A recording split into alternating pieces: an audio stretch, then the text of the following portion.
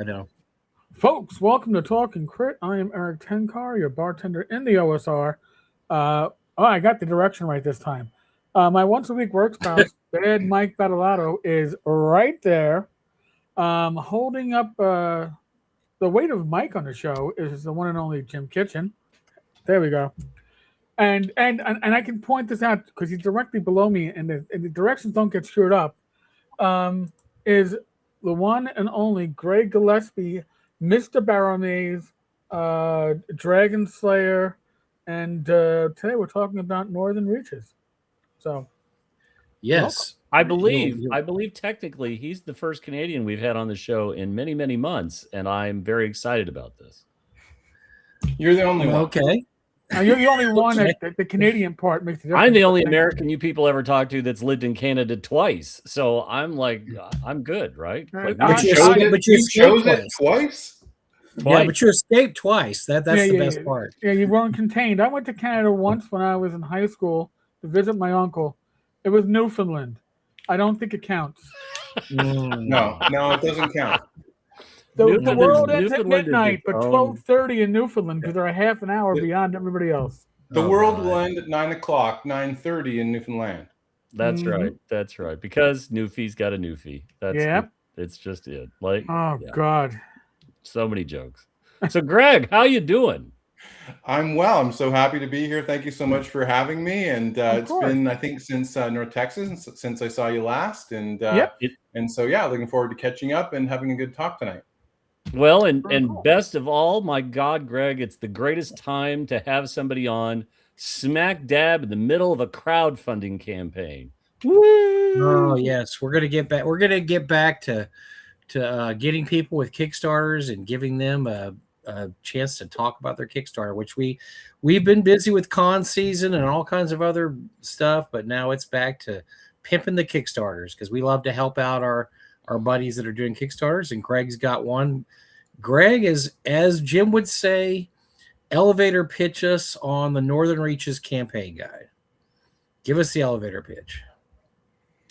Well, it's the campaign setting that inspired all the mega dungeons. So if you like undead theme mega dungeon, there's Barrow Maze. If you like a Caves of Chaos inspired campaign, there's Archaea.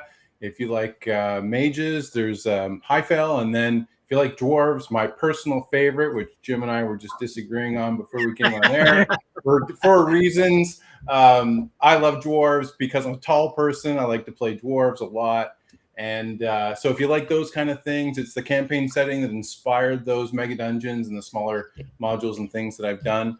So I'm very excited about it. And there's a map and a campaign setting. And I think what I try to do with these things, whether it's mega dungeons or the campaign setting or anything else, is I try to, I don't really go in for fads. I don't really go in for, weird campaign settings that are hard to play at the table or too far out there. I like to do family-friendly things, and the campaign setting will be no different. So anybody that enjoys old school D&D, you can either poach things from it, or you can set your own home game in the campaign setting, whatever you like to do. So there's lots of options, lots of flexibility. Well, and I think this is, I'm going to jump in real quick. I think what's really great about this is it adds another layer. It adds another piece to expanding on Barrow Maze, which is one of the most successful third party experiences for OSE, OSR, whatever you want to call it. And Greg, really, you were one of the first people to really have this kind of success out of the gate with this, and it's got tons of aspects to it. What are you the most excited about bringing with this effort? I'll say Kickstarter just because it's on Kickstarter. It's a little easier to say that, but what are you the most excited about people finally getting a chance to discover? I think the map. So the map has been done for quite a number of years. Glenn Seal did the map. He's done a lot of really great RPG maps over the years, and so this one has been on my dining room wall. I took down all my degrees on my dining room wall and shoved them in the corner to get dust where they belong. And I put my RPG campaign map up there. It's been up there for quite a long time. And so I like to, it's really a piece of art, like just like the Dwero Deep subterranean hex map. If you just look at that thing on like an 18 by 24 poster map, it's a piece of art. And I think this map will do the same thing. Like I think when we think of Darlene's Greyhawk maps, for example, as soon as you saw those, they were inspiring. Like we had never really seen stuff like that before. So I took some aesthetic inspiration from that. My own look working with Glenn, and he was just terrific. So I'm most excited about the map, to answer your question.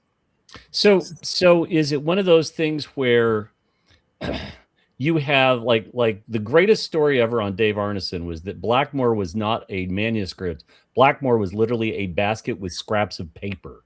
Did you have like, I've got a sheet with this on it, and I've got a sheet with this on it, and I've got a 24 by 36 that I sort of sketched? I mean, was it complete, or was it bits and pieces, or did you have sort of a whole vision for it when you were pulling it together? Well, funnily enough, perhaps ironically, I'm not much of a world builder. I had no desire to build a world. I just wanted a region in which I could situate my home game. And then I just kept adding to it as we play along, and that's really kind of the inspiration. And rather than scraps of paper, what I do are notebooks. And so I play this little mind game with myself. Like, being an academic, I love books of all types, sizes, varieties, covers, you name it. So like I have these things. They're kind of like in-world looking books you might find like on a wizard shelf, and each of them has one of the different TSR kind of logos. I'm not sure if the glare you can see, but it's got the wizard logo. And then these things travel with me as I go around the world, or it sits on my coffee table. And when I have an idea or inspiration strikes, I scribble it in the notebook, and then I just start to cobble those things together over time. And more often than not, a theme will suggest itself if you think about it for long enough. And that I kind of go at it that way as a writer. Some things just are immediately there, and other things you just have to put notes in, and then you go back and you review them, and the notes suggest themselves. Right. That's so famously, Greg, for those that don't know, if you see the whole map, it becomes obvious. You base your world map on the Avalon Hill Outdoor Survival map, which I think is cool. What was the inspiration for that? Why did you decide, I'm just gonna go back to the very beginning, Neanderthal man, way to the caveman days. I'm going to take the very first fantasy map that was ever used, and I'm going to repurpose it for Northern Reaches. Well, it's not quite one-to-one, but it's inspired from, and I think the hobby started with the Mega Dungeon, so that's where the font comes from, and that's how I've kind of seen it. Now I understand it, if you need a very dedicated gaming group to play a Mega Dungeon for any length of time. So I also try, in addition to kind of like being a tentpole or umbrella campaign, I also try to make it episodic. So there are segments of each that you could take, and you could, for example, take the mounds from Barrow Maze, or the caves from Highfell, or caves from Archaea, or some of the wizard towers from Highfell, and you could just sprinkle those into a hex crawl, your own hex crawl, and you could have a great time with it. And you could certainly do that with the map that I have. So I like to pay respect to the origins of the hobby. I like to keep things grounded, and I believe in tradition and precedent, and those things are important to me. So that's kind of the reason why. Well, I think one of the best things that's going to come out of the Northern Reaches Kickstarter is my players want to know when their characters from Highfell they retired can walk over to Dwero Deep and join in the fun. And with the map there, I'll be able to see exactly how they walk over. I mean, you could fit the maps together in the books, but it'd be great just to have the color map there and say, okay, this is exactly how far away you are, and here's the way you have to, if your characters want to come. I don't want their characters there, but I'm going to if they want to bring them there, I'll present them an opportunity. I'm really excited because it's going to have all 4 locations you already have on there, which are Barrel Maze and Archaea, and then the Hyphel, and then Dworo Deep. But it'll also be able to fit in your next mega dungeon, and I guess any others after that. So yeah. You have somebody wanting teasers on the last 2 mega dungeons. Well, I'm like a financial company. I take a steady, long-term, methodical approach. So if you look back at the original Barrow Maze, it was always set in that little section of the map, and that this has been the plan. So it's always been a 6-part process, of which 4 are complete. I never, if it wasn't for the whole OGL nonsense, I'd probably be working on number 6, the last one, right now. But when that nonsense started, it just became clear to me that I needed to have stronger, firmer ground under my feet for future work. So I had to take a little bit of a departure to present my home game rules as Dragon Slayer, and then folk wanted the monster book. So then I did that one, and I did that one at the tail end of Dworo Deep. So there've been a couple little side things here and there, but if it wasn't for all that nonsense, I'd probably be working on the last one right now. But everything's I push, I've got years in mind when I want things to happen and to deliver, and everything's planned out. There you go, folks. Dragon Slayer. And you're certainly not the only third-party creator to have that struggle, right? That it's pretty hard to build a foundation on quicksand. Mm-hmm. And when somebody not only gives you quicksand as a foundation, but also puts a carpet and then yanks the carpet out from under you, your pain is shared across the entire spectrum of third-party creators. And I think it's been a few years since the ruckus, but I don't blame anybody for the scars they have from that. I think it's madness. I think it was madness. It caused a lot of people to sort of have a moment and really sort of think about what's going on. And I understand completely what you're saying. And I think you are not alone in the struggle. But beyond being a ginormous pain in the butt, the silver lining is that it's forced me to grow. I want to write adventures. That's where it's at. I think that's where the creativity's at. That's where the fun's at. And that's what I really want to do. But having said that, trying to write a rule book, that's a different paradigm, really. So, yes. It's been, it was a tremendous learning experience. And the campaign setting is no different. It's interesting. I went to this writing workshop 2 years ago, and run by Ed Greenwood. So Ed works at this very humble library in Coburg, Ontario, and he was doing a writing workshop it was capped at 20 people. So there's 19 fiction people in there, and I'm like the one RPG guy. So I'm like constantly raising my hand, asking like RPG campaign setting related questions and so on. And he was very patient, and everybody else was less so. But you only get so much time with Ed Greenwood, so I peppered him with a whole bunch of questions. And so I said to him, like, when I first got my hands on the Forgotten Realms gray box, what was it, 88 or 9? 7. Yeah. 87. Okay, yeah. When I first got my hands on it, I was like, wow, this is great. And he did, there's such a masterful job of, having enough detail where you could immediately feel inspired by what you read, but not so much detail that you felt it was a set of handcuffs. And I said to him, well, I did an analysis of the Greyhawk folio, what it came before it, and the gray box. And there are some organizational differences. Did you have any say in the organization of the material? And he's like, oh no, I had no say at all. He just sent the notes off, and then TSR decided to do what they did. So that wasn't as helpful an answer as I had hoped. And as I kind of like analyzed the folio and then the gray box, I was like, okay, well, I can understand the organization of the material from both points of view. I can see it. And then you have to decide for yourself what you think is best. So, those are some of that's been part of the journey in all of this. And he gave me some really great suggestions as well. Things that perhaps I should be paying more attention to that I wouldn't normally. And that's part of the growth of every time you do a book that's different than what you're accustomed to doing. Well, and I think you really sort of hit on an important part of it's very hard to change the stream of thought. Gary spent a lot of time writing the DM's guide. Like, he really toiled writing the DM's guide because it was very, very different from other things that he had been writing at that point, right?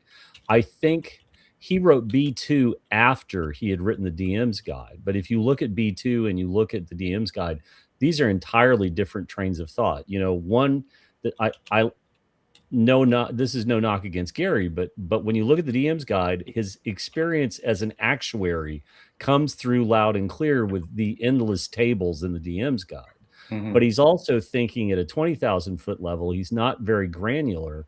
But when you look at something like B2, where he's absolutely granular and he's trying to tie the Caves of Chaos together, and how's the party going to go through this, and the party needs a place to regroup and recover, and so on and so forth.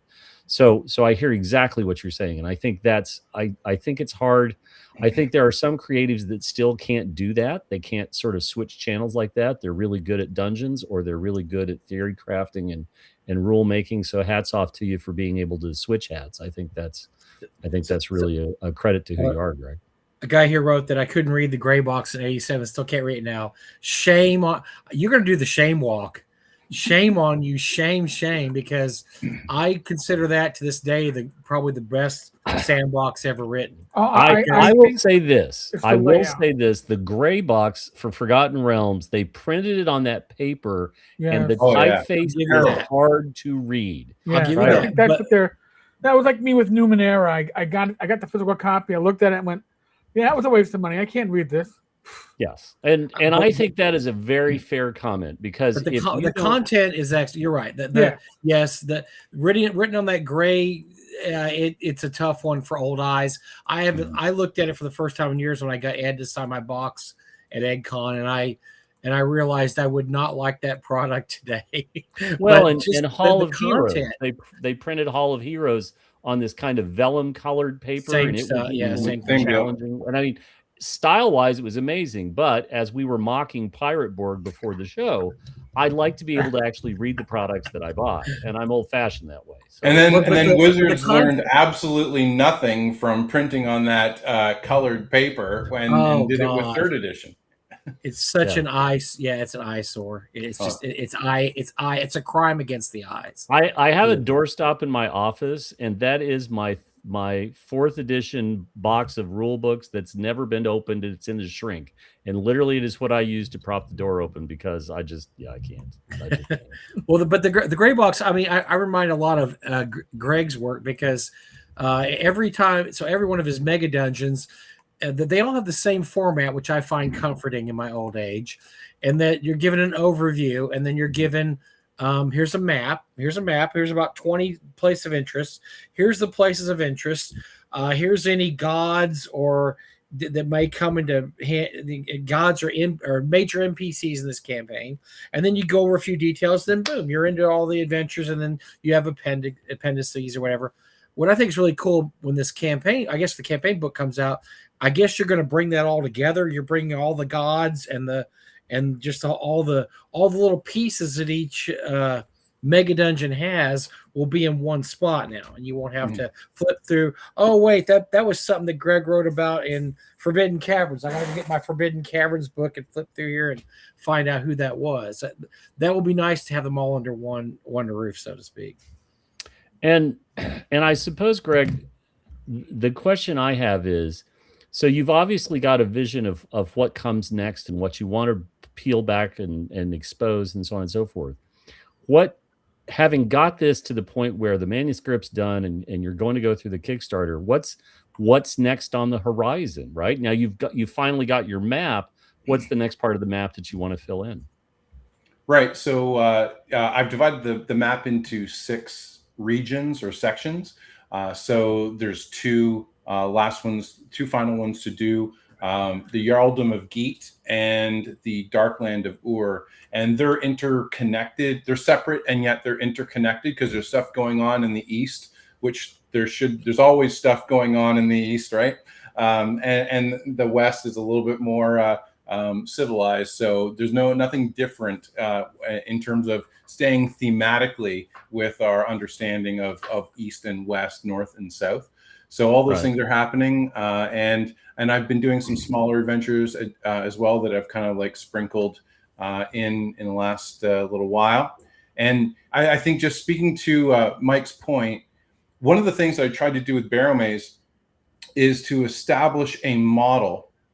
So one of the things that we do as academics, if we come up with new ways of trying to apprehend or interpret the world, we create a framework.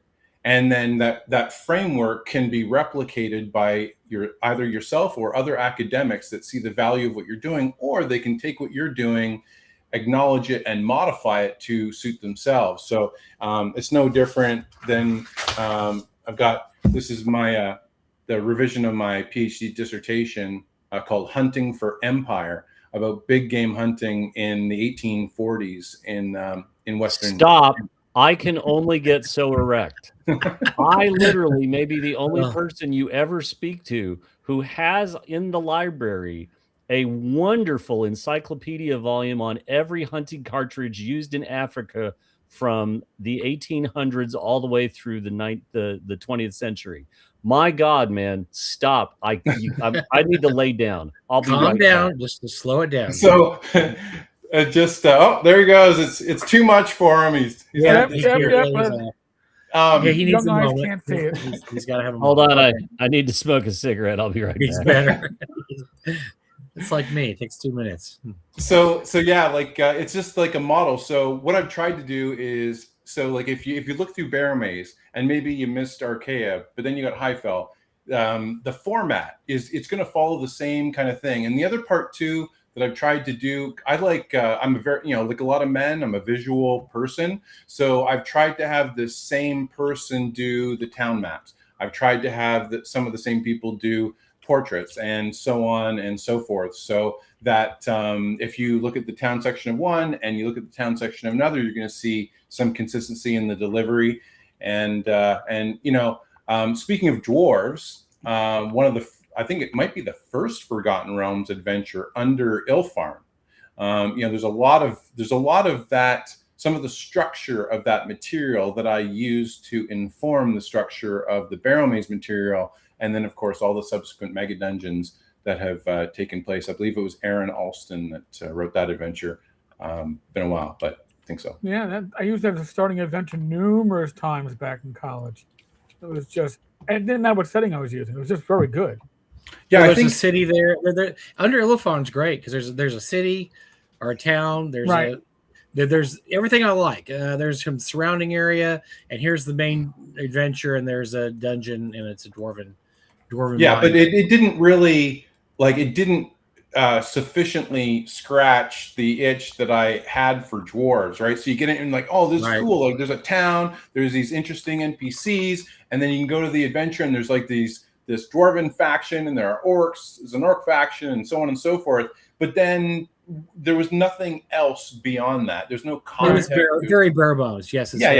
But all the other ones, like even like when I approach things very much like an academic. So if I'm coming up to a project, the first thing I do is I write an abstract, like a short 500-word. This is what this is going to do, like a direction statement.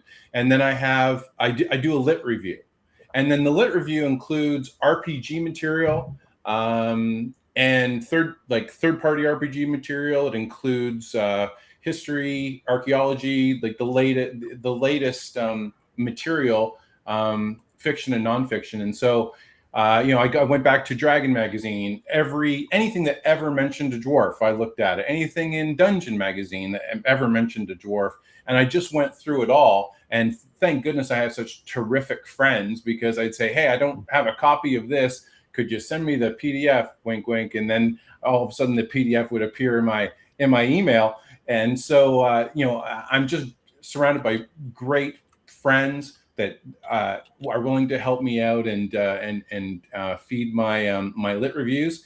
And then from all that, I just kind of synthesize, like, how do they do things at TSR in this respect? How, and then with, late first edition and second edition and so on. And then I think, how does that relate to the material that I'm working on? And what do I think? And given we're in, 2026, where we are, how would people think about, that kind of mechanic or resolution or design? So, I do try to think in those terms, and I do try to inform myself about what's come before. And there's a lot of really bad third-party material that tried to find that interstice between playable Gygaxian Dungeons and Dragons and Tolkien's Moria.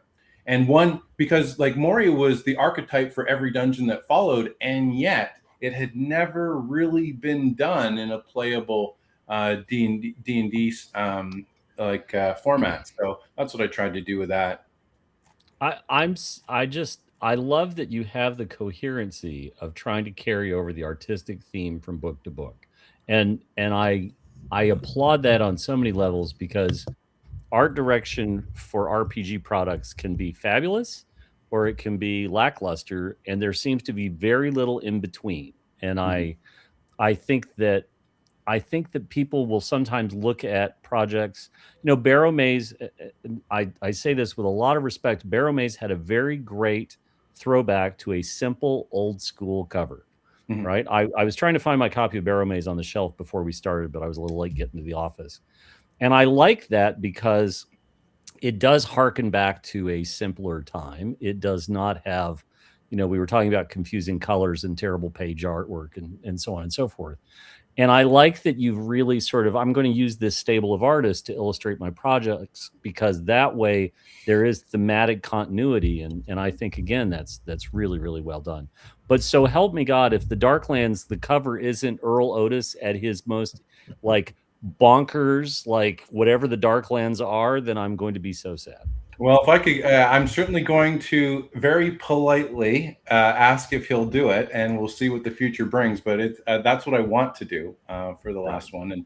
And I, part of my the book I showed you, Hunting for Empire, there was a lot of art appraisal in it, right? So I would say, just to speak to your point, Jim, that art direction never ends.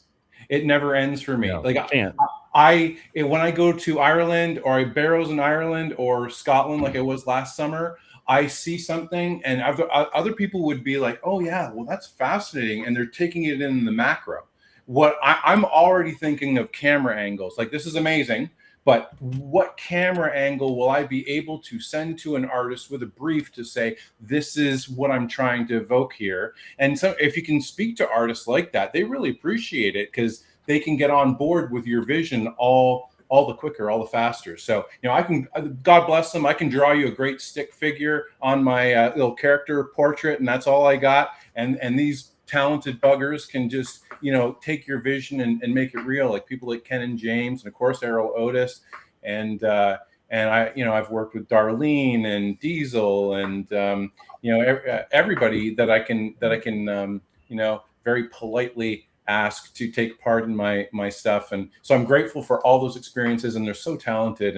And well, Greg, you have no fear. You remind me of my buddy Doug, because Doug had no fear about calling people to appear in the con. Hey, hello, Mr. Elmore. I'm Doug Ray. You've never heard of me. Please come to my 200-person con. Well, you got Russ Nicholson to do a full page, awesome piece of artwork. Is there anybody you haven't called? Because it seems like every mega dungeon you had a full page. Doro Deep has a gorgeous full page Darlene landscape picture. It's beautiful. And Elmore. And Elmore too. I mean, you've I think you've called everybody at this point, and you've somehow sweet talked them into doing a cover or a interior. Well, I try, and and North Texas has been a big part of that, because that's where I've made, introduced myself and said, hey, here's who I am and here's what I'm doing, and it'd be really great to work with you. And so a lot of those are very early experiences I had, like well over a decade now ago at North Texas, were really foundational to thinking about reaching out to people and after you meet them. Mm-hmm. It probably helps that you too. And you go, oh, by the way, I will actually pay you for your work. I'm not I somebody won't to stick your stiff hand you. out. Yes. Because I'm sure a lot of them get pitched. Hey, I got this project. I'm pitching you easily. Now I'm not going to be able to pay you for it, but I would. But really you'll like get the experience. You'll get Yeah. the credit for the job. Yeah, Well, you know, with the other That'll part help your too, resume. like when I asked Darlene to take part in the Dragon Slayer rulebook, I was very, she does such a great, she brings her femininity to her art. And I said, that's exactly what I need to do because, there's it's a sausage fest in the normal pages for a role-playing game, but I need you to bring the femininity, balance it all out. And she did exactly that. And she's just tremendous. And, such a regal woman. And if you had a worn the pleasure to work with. Spock years, you probably gotten twice as much work out of her. We've learned this. Yeah, now. she's a well-known, well, maybe over the top Trekkie. I don't even know what the word is. Stalker might be the correct. As Jim and I found out, she belonged to the Leonard Nimoy and the Chekhov fan club. And yeah, but I think Nimoy was the first love. So I think the ear. It must have been the ears. I think with Chekhov it was the Russian accent. With Nimoy it was the ears probably. It was probably the Hobbit song he did. Come on. Yeah. So this is years before the Hobbit song. Come on. Oh. And I think it's great because we have this entire stable of artists like Ken and James and Peter Mullen and Stefan Poag and all these others who have just come of their own in the last 10, 15 years. Oh, yeah. In a way where we've got just this amazing amount of talent in the field. And I know there are dozens of others that I'm not mentioning, and it's not through, it's just a sin of omission, and I'm sorry about that. But we've got such great artists illustrating so many great products within the third-party sphere. I think it's just fantastic, and I love seeing that kind of stuff. I just love seeing that. Yeah, and the part that when you're like the team leader of one, so to speak, you have to make sure that when you're working with artists, because sometimes you can send them pictures, you can have your brief and all that stuff, but they kind of want to go in another direction. And at the end of the day, you're the one that has to make sure that everything is coherent within this range of artists that you're using. And so one of the things I learned as I went along is iconics. So one of the first things that you should do when you're making an adventure, at least a decent sized one, is do your iconic pre-gens first. And do like a criminal lineup with like forward facing, side facing, character illustration. So, and then have that done. And then if you have a team, I don't know, 5, 6, 10 artists, whatever it is, you can send them that brief and say, these are the player characters I'm trying to depict in these different situations from page 1 to the end. And then, because I like the Wonderland rabbit hole of stories within stories within stories and subtext. And games within games. I love doing stuff like that, which people know from having read my stuff. So, that's one of the things that it's really fun to do. And then to see it realized in like Dweredeep from the first page all the way through to the end. You just are so excited about this stuff, Greg, and it just warms my heart. It's when we have creators on that seem sort of disjointed or not as excited about their product. And I scratch my head and I think, I just don't understand that, because if you're not excited about bringing your world to people, how can we get excited about funding it? Or how can we get excited about that? I think a lot of it has to do also with, I think somebody mentioned at the beginning, Greg has a very long-term plan here. I mean, to plan 6 gigantic mega dungeons is one thing, but when this was first, I think, thought up by Greg, he didn't have Dragon Slayer really on the board yet, did you? I mean, and that kind of, like you said, that came along during COVID or after COVID. Like, I need to get my own rule set, and so he has a plan here. And I just think it's funny because you released everything in the wrong order, Greg. You know that, right? Because you came out with all your mega dungeons, and you said, "Oh, by the way, I need a rule book that has all the rules in it." Oh, yeah, you know what? Let's find a fantasy world to put all this in there. You should have done the fantasy world first, then the rule book, Then No, all the I- mega dungeons. No, I I don't disagree. agree. I disagree, and I'm going to Okay, fight all Mike right. over this because Mike's just wrong.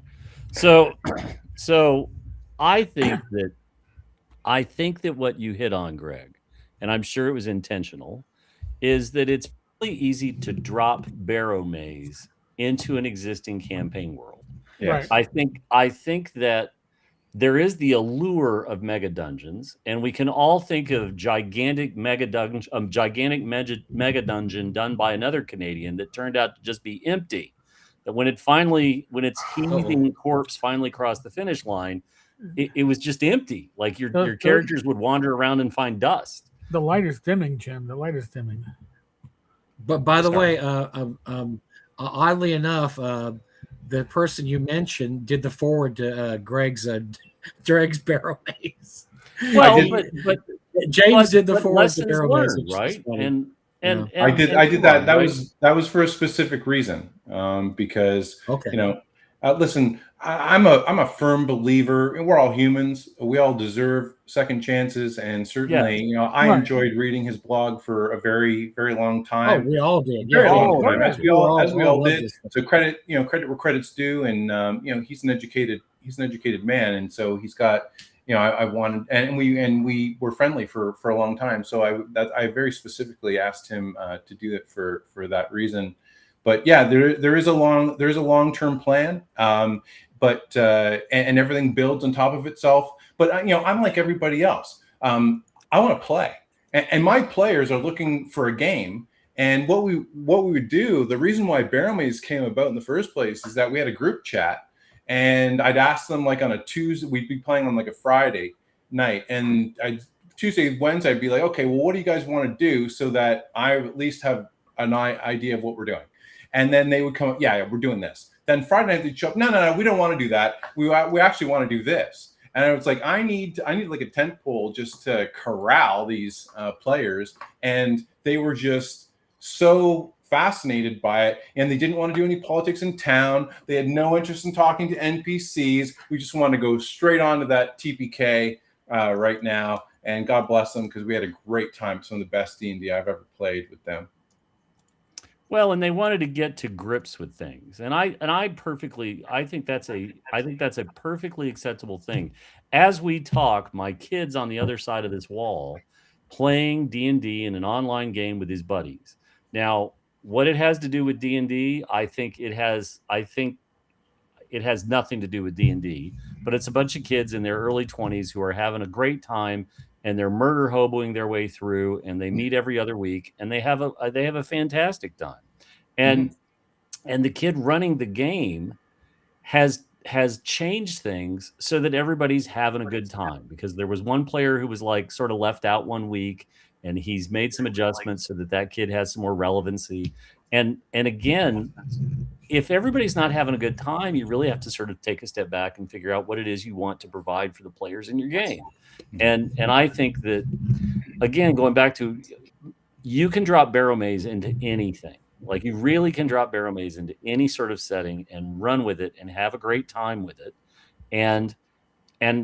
And while Mike was like, you did it out of order, and Mike was wrong, I think it was much more marketable to have something that you can do that with, because the number of existing campaign worlds is infinite, and having something that can play to a larger audience. And then after you've, hey kid, the first hit's not free, but it's reasonably priced. Right. Once they've played around in your world, once they've understood a little bit more, once they're sort of enticed, then selling them the additional projects. And then, oh, by the way, look at this entire campaign world snuck up behind you, hit you on the head, and dragged you in the alley. Now back it on Kickstarter. And I think that's great. And the thing with Barrow Maze too is that it can be modular if you want it, so it doesn't overwhelm a DM with, you got to learn all this right now and do it. No, you can piecemeal it, and that's a rarity with a mega dungeon to be built that way. You can actually piecemeal all, except for maybe Dwarrow Deep. Well, actually, even Dwarrow Deep to an extent, but a Highfell and Archaea especially are these very, like, Highfell is a floating island with a bunch of wizards towers on it. You can pull any of those wizards towers off and put in your campaign. Archaea is kind of a Caves of Chaos, so that there's like what is it, like 40 or 50 different locations there that you could just pull out and stick in your campaign. Yes. And then to a lesser extent, Dwarrel Deep and Barrel Maze have sections, but they're all extremely modular, which makes them extremely useful. I've done this before because I'm lazy and old, and I'll just if I want to do a one-shot adventure, my go-to is Archaea because it has a dungeon. They have these mini dungeons. Some are 5 or 6 rooms, some are 40 or 50 rooms, and you just pull it out, and there's a monster in there, and you just run the adventure, and it fits pretty much in any campaign you want to run. So I think that is definitely part of the allure of Greg's writing is that it's extremely modular, and not just that, not just the dungeons themselves. Each book has new magic items, new spells. Greg, I really appreciate the fact that you have just like the old D&D adventures, you have pictures of the different locations. One of the things that was really awe-inspiring in my latest campaign of Dwarrel Deep is you have just some really excellent artwork of each of the entrances of Dwarrel Deep. And so I printed all those out for my players. And when they walk up, I give it to them, and they're just passing around, oohing and awing because some of that artwork's just incredible. The guys that did the artwork, but just how each entrance is so finely detailed, and it's just so incredible. And they love looking at that. I think they like discovering their entrances just so I can hand them the artwork and say, this is what it looks like. And so they can ooh and awe over it for a few minutes. Well, sometimes when you think about a project, you have to think. What I do, because I'm wired a little bit differently, is I try to think like pie in the sky. All right, so I have this idea, and this is if I could like just wave my magic wand and had all the resources available, this is what it would look like, and this is how the pages would be laid out, and there'd be art for this and things for that, and so on and so forth. That's like the best case scenario, and Jim, despite the fact we're both tall men, but I like to play dwarves for that reason. You don't. I know. Saying like, okay, like I love dwarves, and I don't want to make this. I want to make it with shelf life. I want to make it so that it will be recognized. There's a lot of depth in Dwarrel Deep that I don't think a lot of people have actually noticed yet. Mike might because he's running it, but there's a lot of layers to Dwarrel Deep, and I take pride in those things, and I try to make sure that when people entrust you with if they're inspired by your work and they entrust you in a Kickstarter or something like that, then it's important that you ensure that they can see how everything is connected. Everything is built on something else. It's not going to be like you can play it modularly, but for me, thematically, as an author and as a designer, I want to integrate things. I want things that tie back into themselves and that people see that. And that's part of the vision for it all as I've been going along here. Well, I think as somebody who's we had a 2.5-year campaign in Highfell, and now we're on 2.5 years in Dwarrel Deep, and we do a once a month game. We'll have once a month, and so in let's say 24, about 30. We've had 30 chances to play. We've played 25. We have 25. So that's a testament to how often people will show up. Sometimes it's hard for everybody to get there, even once a month. But they are really excited about the Dwarrel Deep. The same with Highfell. I had quite. Unfortunately, Highfell kind of came during COVID, which kind of hurt it. We had some guys drop out during COVID.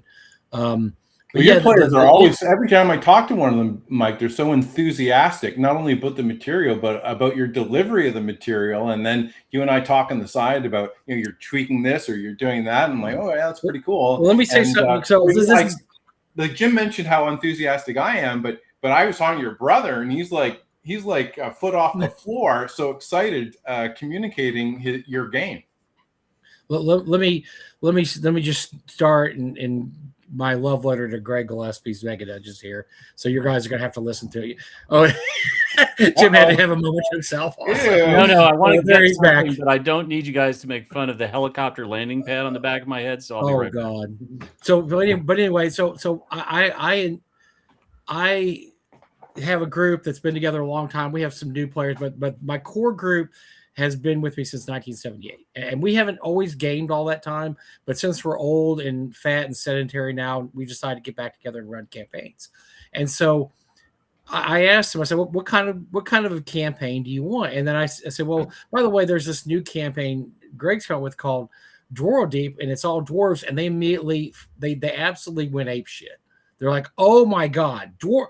Well, hold on. We're all going to be dwarves. And they went nuts because they, back in the early days, they played the Giant series and they had 3 dwarven characters, my 3 main players.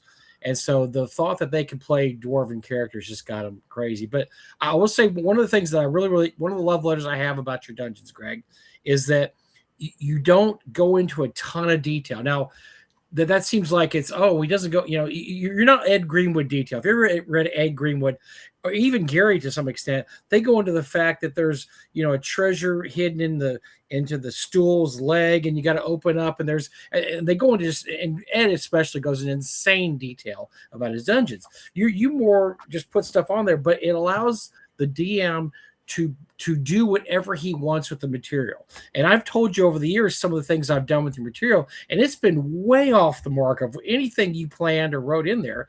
But you've enjoyed my stories about it because you said, well, that's kind of what it's all about, is me doing my own thing with the material. And your material makes it very easy to do that. You can drop it into almost any campaign world, but in my case, I've dropped into my campaign world, which means my own gods, my own, just different rules, the way things go in my world, the way elves are treated, the way dwarves are treated, but it fits perfectly because it's not too detailed to where it interferes with anything I do.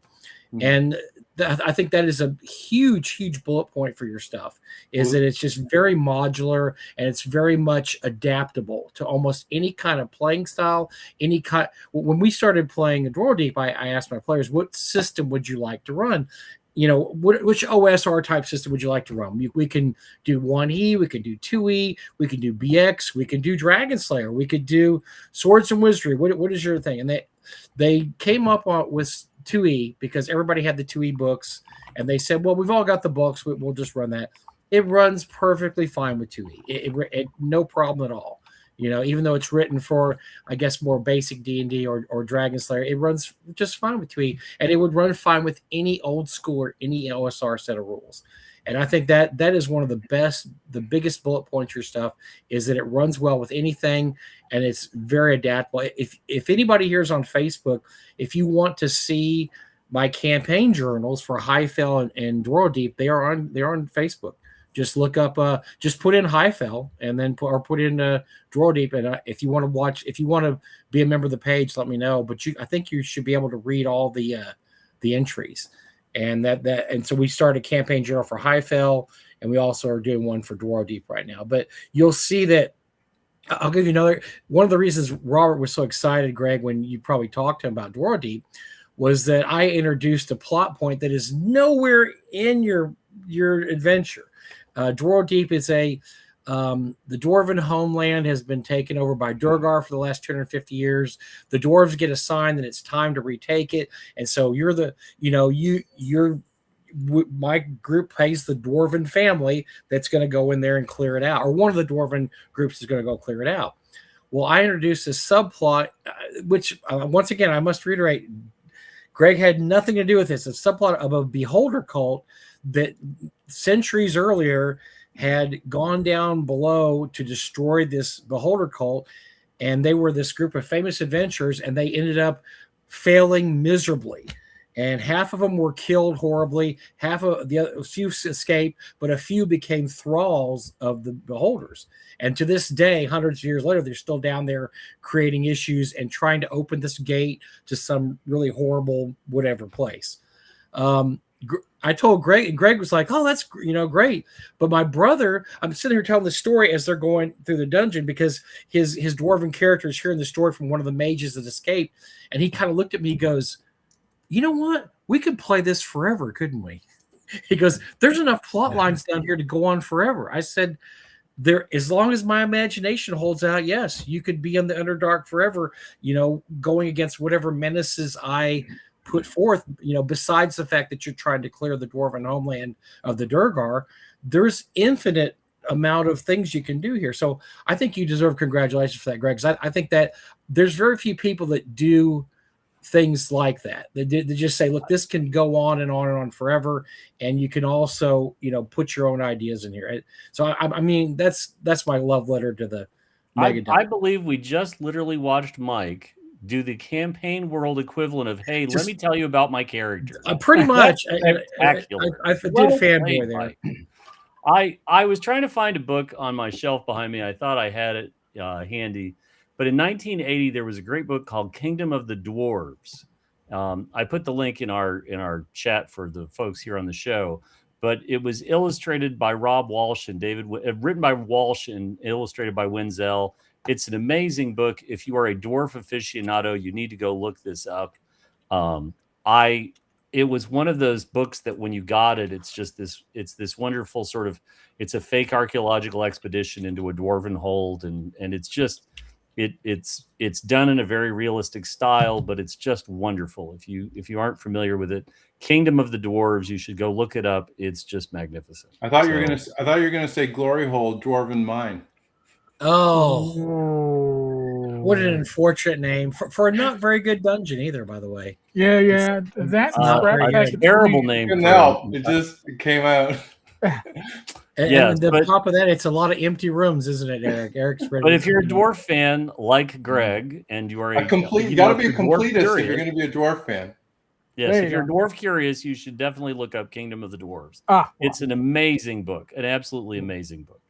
Well, I appreciate the comments, Mike. It's just it's a credit to the people that originally came up with Dungeons and Dragons and Gygax and Arneson, and then everybody that followed them after. That I'm but a disciple. I'm a son of Gygax, not Gygax. So I'm just trying to create games that I think are fun, that have great cultural context around them, and that anybody can play on its own or play in their own campaign setting. And that's because I'm following the path, the model. That just like I laid out a model for Barrow Maze and the books that followed, my model didn't come out of a context. It's informed by all those terrific people that worked at TSR. Well, and isn't it nice? I may have sort of thrown him under the bus a little earlier, but when we think of Grognardia, right?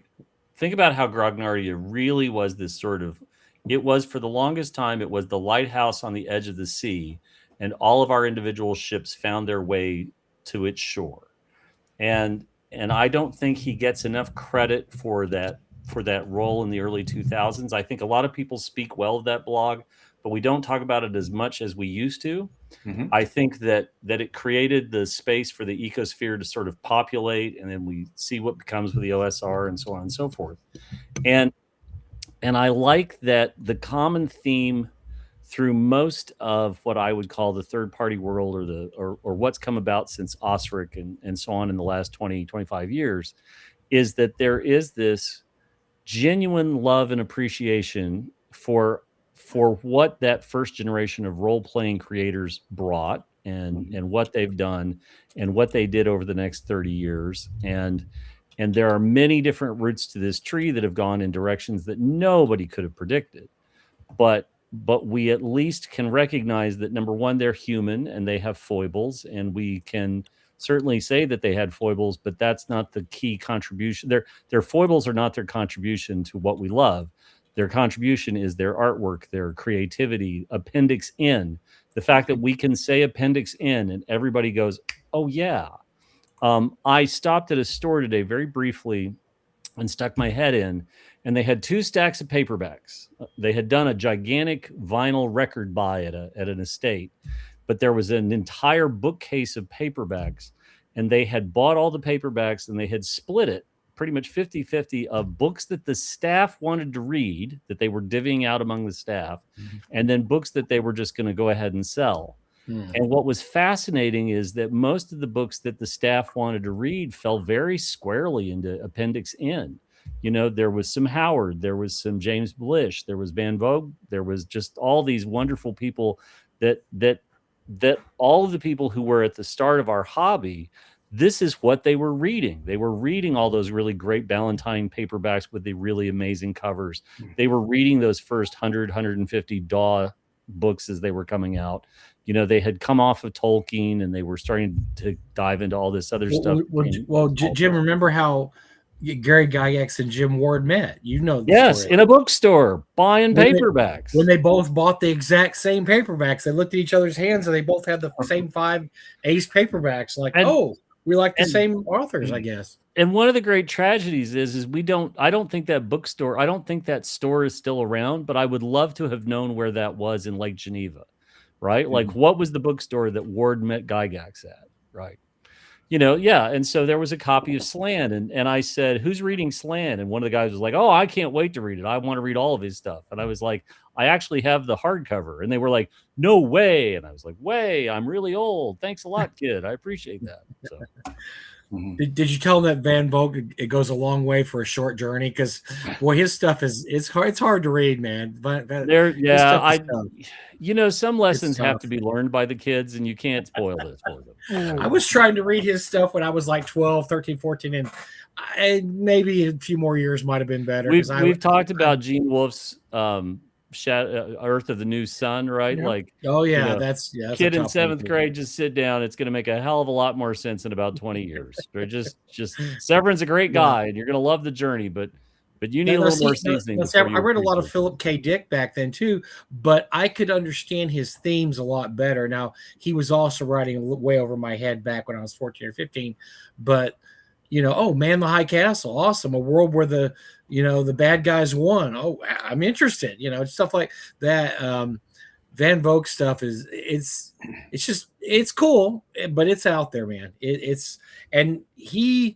think he's the one who famously said that he would write a book and leave out sentences because he didn't want to explain everything. I'm like, no, explain everything to me. I'm 14. I don't know what's going on.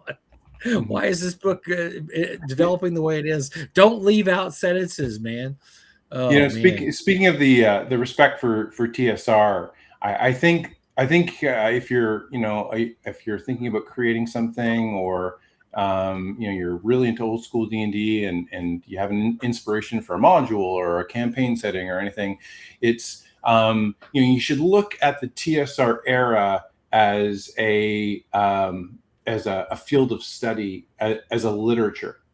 And if you're a master's student and you're thinking about writing a master's thesis, one of the first things you do is you understand how important a lit review is, and giving respect to the field and the people that came before you, while also saying, okay, well, this person did this really well, and this person did that really well, and this is happening over a certain amount of time. But there are little valleys in between these things that people did really well. And then standing back from it all with a telescope and looking at all the constellations and saying, barrows are something that are so cool. They're so evocative, and TSR never really touched, despite the basic campaign setting being the Anglo-Saxon Dark Age. Like it didn't. I just didn't see it. And of course, with Scottish parents and having an understanding and going to some of these things as a kid, I always found them inspiring. And it's natural, like standing stones, stone circles, barrow mounds. This is kind of where it's at. So I think there's room. There's so much room, for I might fill a little spot here, but maybe there's a valley right before it or a valley right after where someone could be inspired to do their thing. Like I was inspired by the people that did BX and first edition and second edition. Well, there's a lot of things left out there, Greg, because they never did I always think it's funny. I ask people, what was the first mega dungeon that TSR did? Yeah, it was in 1991. It was Ruins of Undermountain. I mean, that's how long they waited to actually have a mega dungeon, even though that was the way they played back in the 70s. There's very, very few. I'm trying to, a lot of the stuff, like, you have a larger than life setting, like the Isle of Dread. Okay, obviously that's based on kind of Tarzan stuff and the Lost Civilization jungle. But there's so many other things they didn't touch on. There's so many different locales they didn't touch on, and different plot themes. Yeah, time period. I mean, entire time periods that we would think, okay, that's really logical that you would set an adventure there, and they never did. Yeah, the like closest thing. Oh, no, oh, go sorry, ahead, Mike. Greg. No, go Oh, I ahead. was just gonna say, like, one of the things that it's important, like, so, like Eric, so like he's got the YouTube channel and he has his voice, right? And we've all read great authors, and it's like it's not just dead letter; it kind of leaps off the page. And then some, you can see that with RPG, design as well. And I think having an ontology, like the from the Greek ontos meaning self and logos meaning study, self study or self account. And I think to have a voice and to have conviction and clarity, you need to know what your individual ontology is, in this case, about designing role-playing games. And one of those things for me is that, all D&D is post-apocalyptic, right? Like we're in this time period, whatever it may be, and we're obviously, in the Iron Age, and we're doing our thing. Maybe we're late medieval or early, but that's where we are. But there's a civilization or civilizations that preceded that. And like for me, that's the Anglo-Saxon, or excuse me, that's the British Neolithic, the late Stone Age. And so when you're wandering around doing your adventures, going to caves or doing to wizard towers, you happen to see barrow mounds and you happen to see standing stones and stone circles. And we've got these wonderful myths that even Tolkien drew on for that kind of inspiration. So, it's important to know who you are, and it's important to know what you value most, not only as a writer, but also in role-playing games. And when you do that, just like a YouTube channel with Eric, you have a voice, and then that starts to come out, and then it resonates with people. So, and it all stems in respect for the past. Well, and the thing is, when you look back at the past from today, I mean, I learned this. I had an assumption that old school dungeons were very deadly with traps until I actually analyzed B1, 2, 3, 4, X1, 2, and there's traps, but like over half of them don't do damage. They're just there to annoy you or slow you down. But we're told today that they were there to kill you, and it isn't quite the way the modern perception is of it. Yeah. So if you're gonna go back and actually look at the old stuff, look what was written, see what they actually did, because your memory will deceive you sometimes. It's deceived me.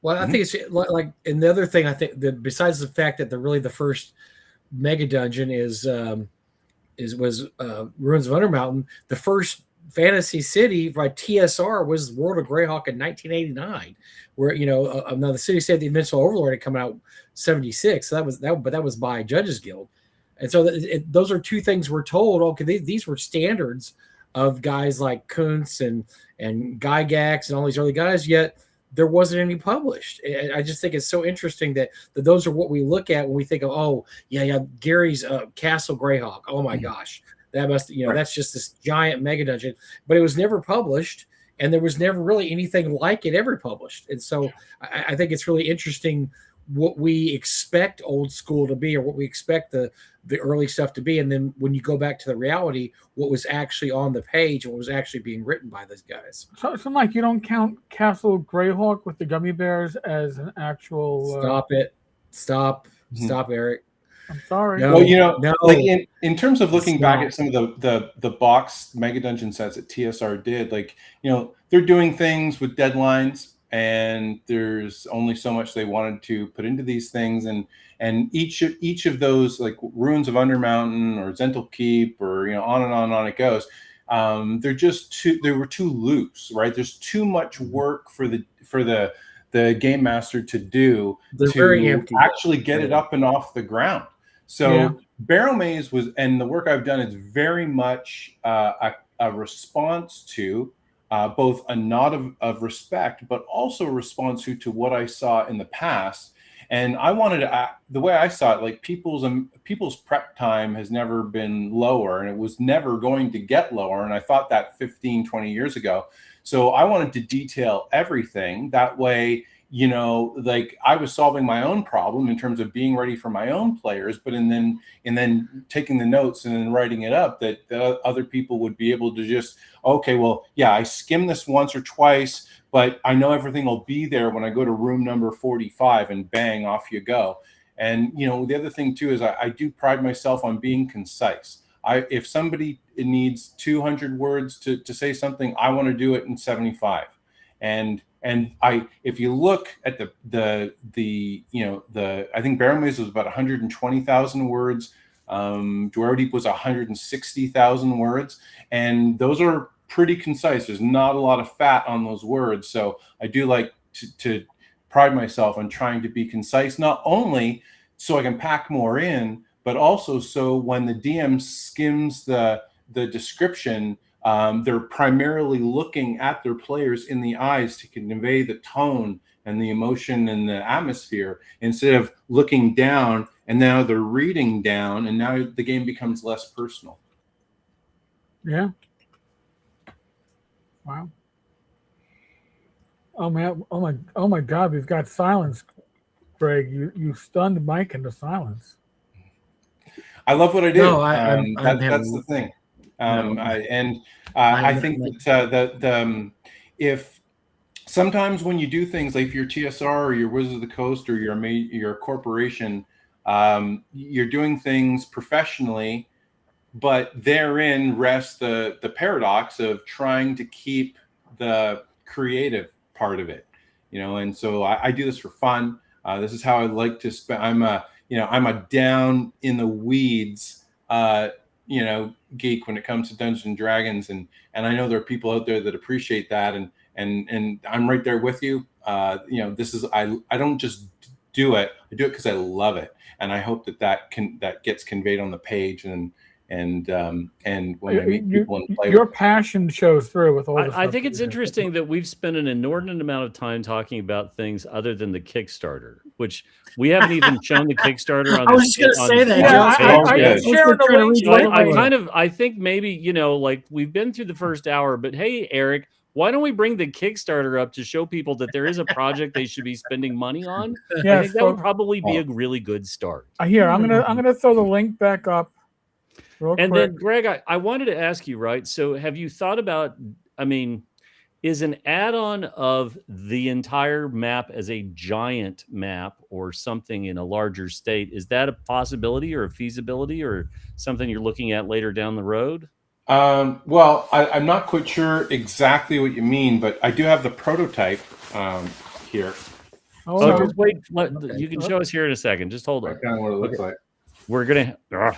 Hold that thought, Greg. Hold that thought. This is the campaign. So everybody should go to Kickstarter and have a look. You have obviously Eric in his special antler and goat robes there. I wasn't wearing that. It was the DM's outfit. Come on. I don't know. That's what gets worn on for a while. Eric's gone. By the way, let's not bury the lead here. This is in Canadian dollars. Which means your American dollar is going to go very, very far here. Yes, your Yankee dollar goes farther. Yes, it really does. It certainly does.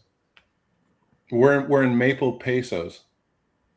And there's the if you have your outdoor survival map, you can pop it open, and it doesn't follow one for one, but it's very similar. Very, very nice homage to the outdoor survival. Very nice. So there are effectively three maps. So there's like the main one that you see here that I have in my hand. I'll show you when we get to it. But these maps are gorgeous. These are gorgeous. These maps. We're showing people the Kickstarter page right now, Greg. So just hold that thought. Yeah, yes, I understand. I can see what you see. This is the map labeled, hexed, and labeled. So again. As a you have unlabeled, I was very much inspired. They have labeled. Wow.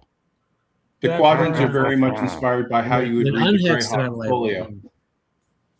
And without the hexes, that's a win-win.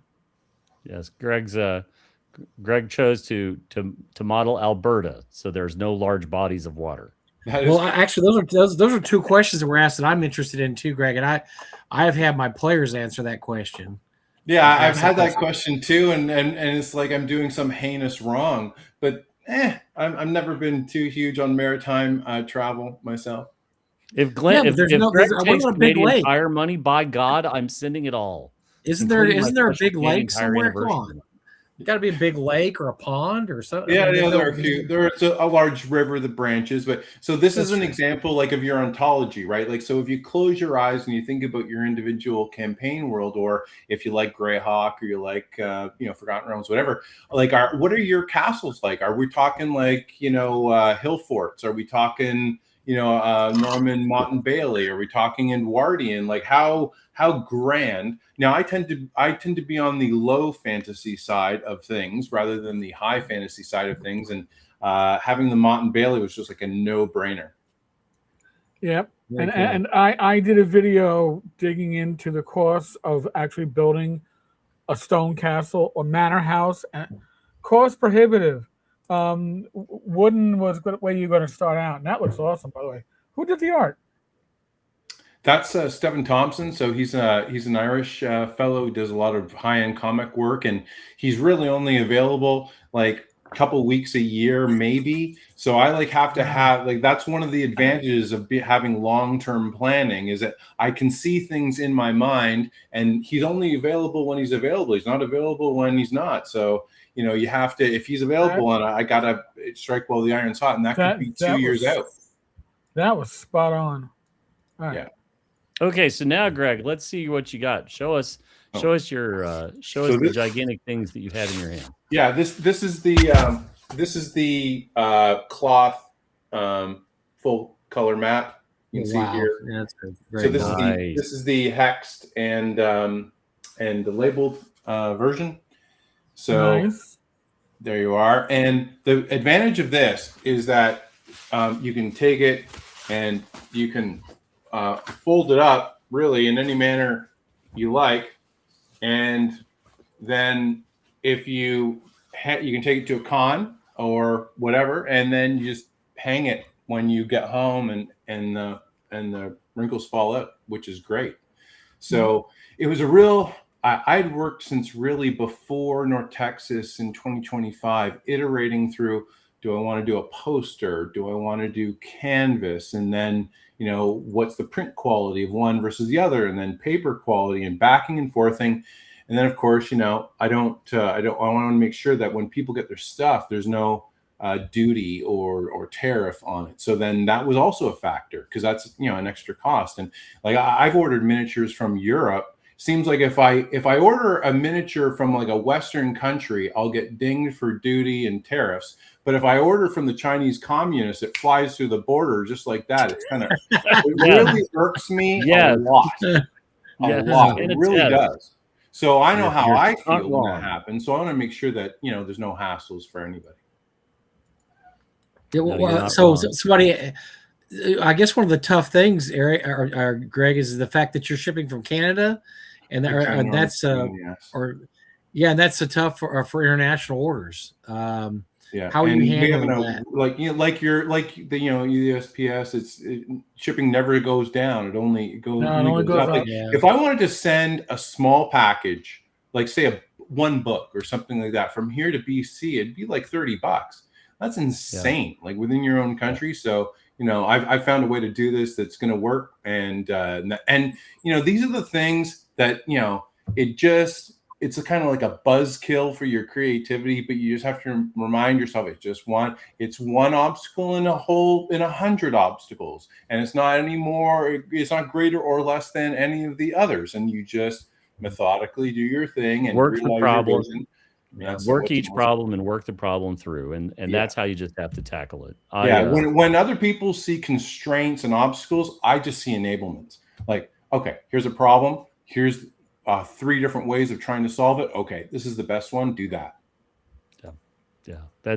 You can't get caught up in the paralysis of analysis, and you can't let your inability to possibly solve a solution keep you from solving the solution or solving the problem, or finding the solution and solve the problem. So Greg, how long have you had the map's geography worked out in your mind? Is it any portion of a result of recent decisions? No, it's all been set since pre Barrel Maze. Like it's all it's like, if you look in each of the mega dungeons, there's a regional map, a hex map, and if you just methodically put those together, it's exactly what you have here, 1-to-1, with So again, I try to do things with a long-term vision. Therefore, my rate of publication is slow. Also, too, I don't want to make disposable games. I have no interest in making disposable games at all. I want to try to make games that are kind of like instant classics and that have the production value to maintain their shelf life. Right. Well, I've said before, I think when you look at the OSR, I think at this point, since it's been out 10 years, I think Eric and I talked about this once before too. I think Barrel Maze has slowly slid into the place of classic OSR. It's iconic. Because, it's iconic because hardly anybody hasn't heard of it. Quite a few people have either run through it, for one adventure or a campaign. I mean, it's very well known and well thought of. I think you've made your mark in the terms of just Barrel Maze alone. Everybody seems to like the whole idea of going through a swampy area with a bunch of barrows, and investigating tubes. That just seems to hit some kind of a something within us. Like, cool, I can go in the first person this tomb and I can bust it open, and it could be a pile of treasure. It could be a death knight. I yearn to haphazardly explore a dangerous place carelessly and foolhardily. Absolutely. Yes. But the amount of people that when I talk about your stuff you've done, they kind of have a blank look. And then I mentioned Barrel Maze, the light goes on, like, oh, the Barrel Maze guy. And so so you can be proud of that. If nothing else, that's kind of your iconic, I think, work. I think it's your claim to fame. I think that's the phrase that I would say is I think that you're essentially almost a one-man band. Like I mean, you hire artists and so on and so forth, but Greg, you really are a bit of a one-man band. And in this hobby, in this realm, in this industry, finding somebody who can do that, you have to be a polyglot. You have to essentially, I've got lots of plates on sticks and I have to keep them all moving along. It's like what you said about the window of opportunity for your specific artist. You've got a couple of weeks where you can get a hold of him, and you better have the project ready, and you better have the deal inked and be ready to go, because when he's available, and the rest of the time he's not. And I think it's making sure you're keeping your eye on the prize of, we'll get this across the finish line here, but it's all the prep work that goes into it. And I think I'm a big one for cliches, and there's only one way to eat a whale, one bite at a time. And I actually do that. So, it's funny. Mike and I are both Dallas Cowboys fans. Oh, the pain. Yes, I know. But the point, we had this coach called Jason Garrett, and every time he get in front of the camera, he talked about the process. And, we need to engage in the process today, and we need to have the best morning we can possibly have. And then we're going to have the best afternoon we can possibly have. And then we're going to put 2 days together, and then 3 days. And if we do that, we'll be ready for the game on the weekend. But as hackneyed a phrase as that is, it's absolutely true. So if you're a designer and you're thinking whether you're making something that's like 10 pages or you're making something that's 300 pages, if we have the same parameters, the same starting point, and the same 30 or 300 pages to work with, but I make my day as rigorous as I possibly can, all things being equal, my stuff will hopefully float, because it's a meritocracy, and the ideas float or they don't. So, as silly as it is to say, I actually do that. So I was like, I've had one good day. So what? Okay. Now I've had 30 good days in a row. So what? And that's how you methodically do things. And I think the attention to detail and that kind of approach if we're running a marathon and not a sprint works out for you. Yeah, well, but remember, Garrett was a 500 coach in his time here, Greg. So don't get too caught up in the process. It didn't work for Garrett too well, I'm afraid. So I had the conversation with somebody at Gen Con where they said, "What do you think? What marks a successful game for you?" And I said, "I'll answer that as ruthlessly as possible. It sells well, and there's no shortage of artistic projects that have come to be and look fabulous, but nobody's playing them, right? We had this discussion about we had this discussion about Amber, the diceless role-playing game. For a couple of years, it was impossible to find, and everybody praised it, but it was out of print. You couldn't find it. It never stayed in print. And as beautiful and amazing as the game was, financially, as critically successful as it was financially, they did a couple of printings and people it was just gone. didn't really want a diceless role play. I mean, it's an interesting concept. It's a great. It was interesting enough to buy, but not interesting enough to play. I was in That's right. session 0 of it when it first came out, and it never got to session 1. No, and so the industry is littered with critical successes but financial failures. And really and truly, Greg, I think the thing that I have seen and heard a few catty comments here and there from people over the years. No. And what I always think to myself is this is the most thinly veiled jealousy, right? Because Barrow Mays Greg Gillespie continues to chug along, and he continues to publish things. And not only do they fund on Kickstarter, but he fulfills them, and he doesn't stiff you, and he doesn't bring something to the crowdfunding effort until it's written. He's already got the back end of the art and so on and so forth. And I think the most interesting criticism I always hear labeled towards you always comes back to the fact that you're deeply rooted in competence and completion.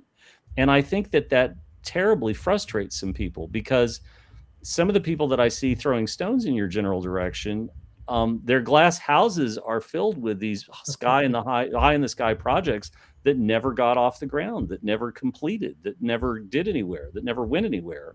And I think that if that's your plot armor, Greg, my God, keep throwing those stones, because you just keep knocking these things out. And I tip of the hat. I think that's really great on you. Well, thank you. That's very kind. I appreciate that very much.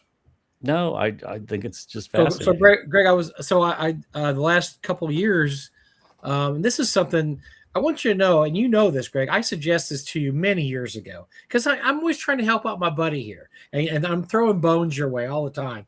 But I suggested, why don't you have some individual adventures taking place in your different settings? And you just said, fuck you, Mike. I'm not going to do that. Who cares? No, I didn't. And then eventually, he's Canadian. He won't say that. The genius of it came through, and you said, man, Mike's got something here. So the last 2 years, you've released 2 barrel. Oh, I've got one right here. You've released 2 somewhere. 2 Barrow Maze modules. Here's a Crypt of the Barrow Dweller. This was released 2 years ago at North Texas. And you just released one last year. I'm sorry, I can't even remember the name of it, Eric. But Beacon on the Barrow. Yeah, those are great. And I think I hope that we're looking at more of those as time goes on, more individual adventures set in your different because you have these campaign settings now. It's really easy just to write a standalone adventure that takes place in each one of these settings. And so I hope that's something you're looking forward to in the future, because I really, this one, Crypt of the Barrelmore, I've run twice, and it both times ran totally different. And I've told you before the sessions, about how they worked out. One group went through it all. They got to the final room and they said, you know what? We've got a lot of treasure. We're leaving. We don't have to fight the undead druid. We're done. Like, oh, okay. And they headed on out. And then another group got to the final room, and they were missing one of the keys to get inside of it.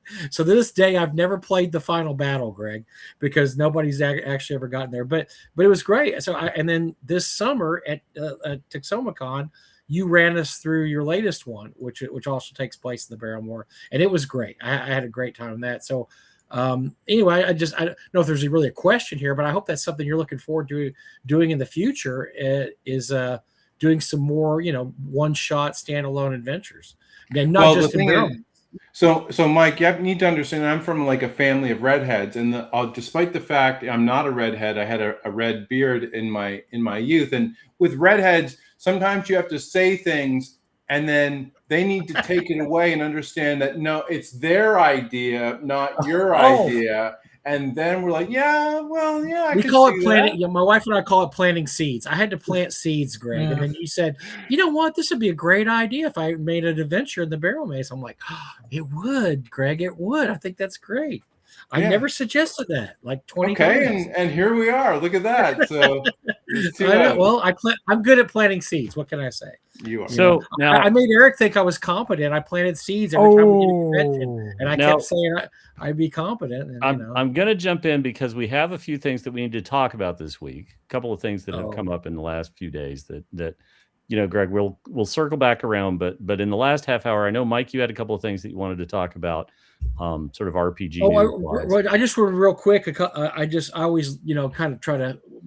By the way, I just real quick went to the second annual Tea Fest in Pflugerville, Texas, North Austin. Had a great time. It's the second year con. They had about 300, a little over 300 people. They're doing a great job. That's a con run by Ken and James. Once again, another small con in Texas is doing really well. So I'm really happy. I love small cons. Really happy about it. I had a great time there. But I just happened to see that apparently. We were, about a year ago, we were talking about the diamond disaster and how all these companies had lost their, most of their stock and how devastating that was going to be. Well, apparently, Paizo is going to get their stock back. There was just an announcement. There's a lot. They've reached a settlement. They have reached a settlement, but there are still things that have to be determined. So one of the things there's inventory that's been sold. There's inventory that's been sold by Sparkle Farts or whatever the name is of the holding company. There is to get the merchandise, they will have to pay industry standard packing and shipping rate. Yeah. And there are some serious questions about that. One of the things that I got at Gen Con that is really, really interesting, Goodman Games every year at Gen Con releases a yearbook that covers what's happened in the prior 12 months. And Joe Goodman delivers an unbelievably unsparing, detailed 4 or 5 pages of his battle to get his stock back from Diamond. And it is one of the most fascinating reads. It's the first time somebody who's been involved in this process has pulled the curtain back and said, hey, this is what I had to go through. And it includes an employee leaving a door unlocked so that one of his agents could get all the merchandise out of the warehouse. Like, this is some fascinating reading. But I don't think we're through the worst of it with I'm sorry. They have a settlement agreement. Yeah. But they haven't got their inventory back, and there's going to be additional costs as well as lost product that's been sold. Like, we just don't know. But I think a year ago, I think all three of us would have been shocked to even think they were even going to have a settlement at some point. We figured this is done. They've lost. It's gone. Their stuff's gone, and they're screwed. So, I think the thing is that we were hedging our bets that there was going to be a legal battle. We knew that everybody did a Hail Mary to raise money to try to fight this. I think the question comes back to, as this dragged on, what we all saw was there was merchandise that was showing up on eBay that apparently was being leaked out of the warehouse and sold by Sparkle Farts or whatever it is their name. I like calling them Sparkle Farts. I'm going to stick with that. Mm-hmm. There's the issue of they never read the contracts to understand what was at stake, and never once did they go to a real attorney and say, hey, what is this? Ty Beards just joined our chat. They did not. Adults could have been in the room to help some of these companies spare themselves some of the pain they've gone through. And I hope, like, the biggest lesson from all of this with Diamond is if a warehousing company, if a distributor or warehouse offers you a flooring deal and it seems too good to be true, you sure as hell better run that contract through a competent lawyer who will make you aware of all of the problems. And I think, again, this comes down to, we'll have your inventory, we'll hold on to it, and we'll bill you when you sell it, and there's no concerns. And there should have been concerns. Well, Jim, I'll tell you, and speaking to what you're saying there, the article I read in InWorld, one of the issues is Diamond is still the distributor of record for Paizo, because Yep. of the Yeah. way the contract was signed. They can't even. They're trying to get out of that contract so they can have another distributor so they can Well, ship the stuff too. That's- They- that's do for you, the do you, book but do you trade. know where they want to try to sell through now? Physical product through No. drive-through. Well, I mean, it's And it's because Diamond was their contract distributor that Paizo could not sell into the book trade because Diamond was supposed to be their agent. Yeah. So if you walked into a Barnes and Noble, you will see that they've got some Goodman Gaines product, they've got some Wizards of the Coast product, but the damn thing they don't have is any Paizo product because Diamond wasn't going to touch them. As long as the litigation was going on, this is why Paizo desperately wanted to be out from under it. Wow. I it's think again, it's a mess. It's a mess, and if nothing else, the cautionary tale of always have an attorney overlook your contracts with really anybody, but especially a book distribution deal, because this could have saved a lot of people a lot of misery if that had been done. if you're going to trust a third party with thousands upon thousands, tens of thousands of dollars of your finished product, you better have a really clear understanding of the contract, and you better pay a good lawyer to read it through and revise the contract with the language that protects both your property and your interests. And again, this is an industry rife with armchair lawyers and people who aren't willing to write checks to cover themselves. And that's a shame. Or people that use AI as a lawyer. We've run into them every once in a while. Not naming names, but you can use AI as your lawyer now. Apparently, Jim, from what I understand. I wish them all the best. I do not look forward to that in court. I wish you all the best, but it's not going to happen. Well, yeah. What else? Mike, you had something else on your little short list. That was the main one. What else did I had something else there. I did have something that goes back to the WotC presentation. I think I talked about it last week, but I can't remember if I did. So I had reached out to a little bird because the Dark Sun presentation, right? I talked about this, that the presentation wasn't mic'd up, so you couldn't hear the crowd and you couldn't hear them. The two big reactions were Dark Sun and World of Warcraft, which I found World of Warcraft, the crowd reacting the way they did to be I was surprised by that.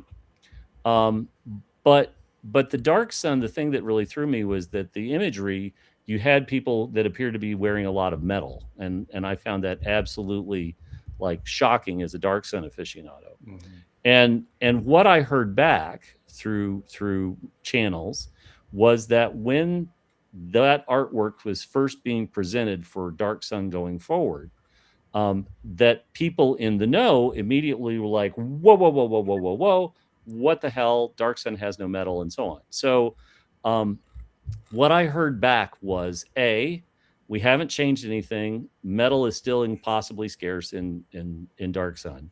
That what you're looking at is like glass and other forms of kinds of armor, but everybody who was like, oh my God, there's so much metal. There's not that much metal. So see-through bikinis as opposed to.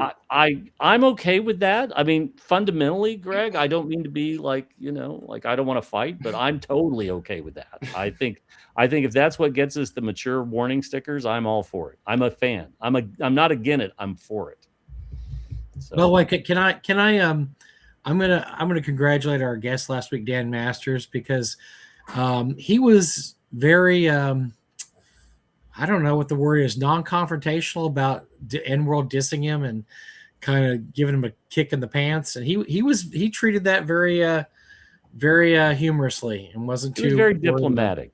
Diplomatic. He was very diplomatic about a difficult situation. Right? Yes, about being asked to host the Ennies. Meanwhile, the N-World had kicked him off of every chat and kicked off any discussion of his game off of any chat thread. So I thought he was very diplomatic. So congratulations, Dan, for not giving in to your inner double. But double Dan's bird. not that kind of guy. Dan's he was. He's not gonna smack the hand that feeds him. I understand that. I understand. Yeah, it makes sense. Yeah, but still, he would have had the right to have been a little miffed. I think I might have. But I'm just snarky like that. I think I would have made a few snark comments here and there, but he refrained from the snark. So Good So for him. we have a comment from Roll for Combat. Roll for Combat, by the way, is the one that's working with Dan on the Barker kit. Oh, right. Uh, Yes. As someone who is someone also dealing with Diamond, that issue is not the contract that we signed. The issue that Diamond is ignoring the contract and just taking our stuff and forcing us to sue them to get it That's back. what we're all hearing that. So that's disgusting. And that's true. And there's the whole question, and we've never answered the question about where Fantagraphics or whatever is getting their product they're selling for insane cheap It's stuff not on the internet. Fantagraphics. That's not. That's No, it's that's not the old Fantagraphics. comic company. Like That's the old, Fantagraphics is an old comic book well company, respected yes. and not having anything to do with this. I meant Fantifics or Fantifix or something. So again, like at some point we need to do an episode where we actually show the pyramid-like monster that is the corporate entity that owns Diamond, that owns WizKids, that owns all this, and really sort of dive into this, because that's one of the problems that's at the root of the lawsuits, is that because all these different pieces under the corporation were involved, they were pulling inventory to sell out through a separate organization, but it's still this giant octopus, right? The people that are at WizKids are also the people. I'm sorry, the holding company that owns WizKids, that is also the company that owns Diamond and let Diamond go bankrupt, and they own a whole. There's like 12 different companies, I think, is under it. So wow, yeah, I mean we've talked about that. I'm sorry. The company I was talking about is Fanaticals, and they're the ones that I got this $100 complete Captain Marvel for $15, right? Which I don't know how you make money that unless you're getting it for free. Wink, wink. Right. And I think that's another part of the problem that all of the people trying to get their stock back face, that Diamond, you're not just dealing with Diamond, you're dealing with a slippery corporate entity that seems determined to do some other things with your inventory than what you want them to do. $150 book for $27. Right. It's just, you're not making, there's no way you can make money unless you just got it for free. It's impossible to make money. it doesn't make any sense. There's been a lot of speculation about where Fanaticals are getting their stock, and I don't know. That's one of the problems, is that they immediately dived into this giant warehouse and started selling stuff right away. That they were trying to get this stuff out before there was any kind of legal action, any kind of thing that told them just please stop selling the stuff. Right. So there was bad intent. There was a lot of bad intent here. Well, and the settlement lists all the amounts of damages as far as what people are claiming and they're owed, and inventory and so on and so forth. But I don't believe that what we have seen yet is an accounting of what people believed was theirs in the warehouse and what is now actually there. Now somebody says, I'm surprised no one dragged Steve Gillespie out in the street. Steve Gillespie has been out of Diamond for quite a while. A long time. He sold out.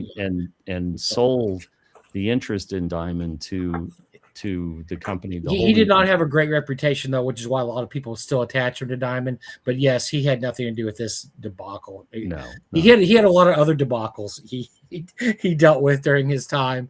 This was not one of his debacles. This is a different debacle. So many debacles. So many debacles.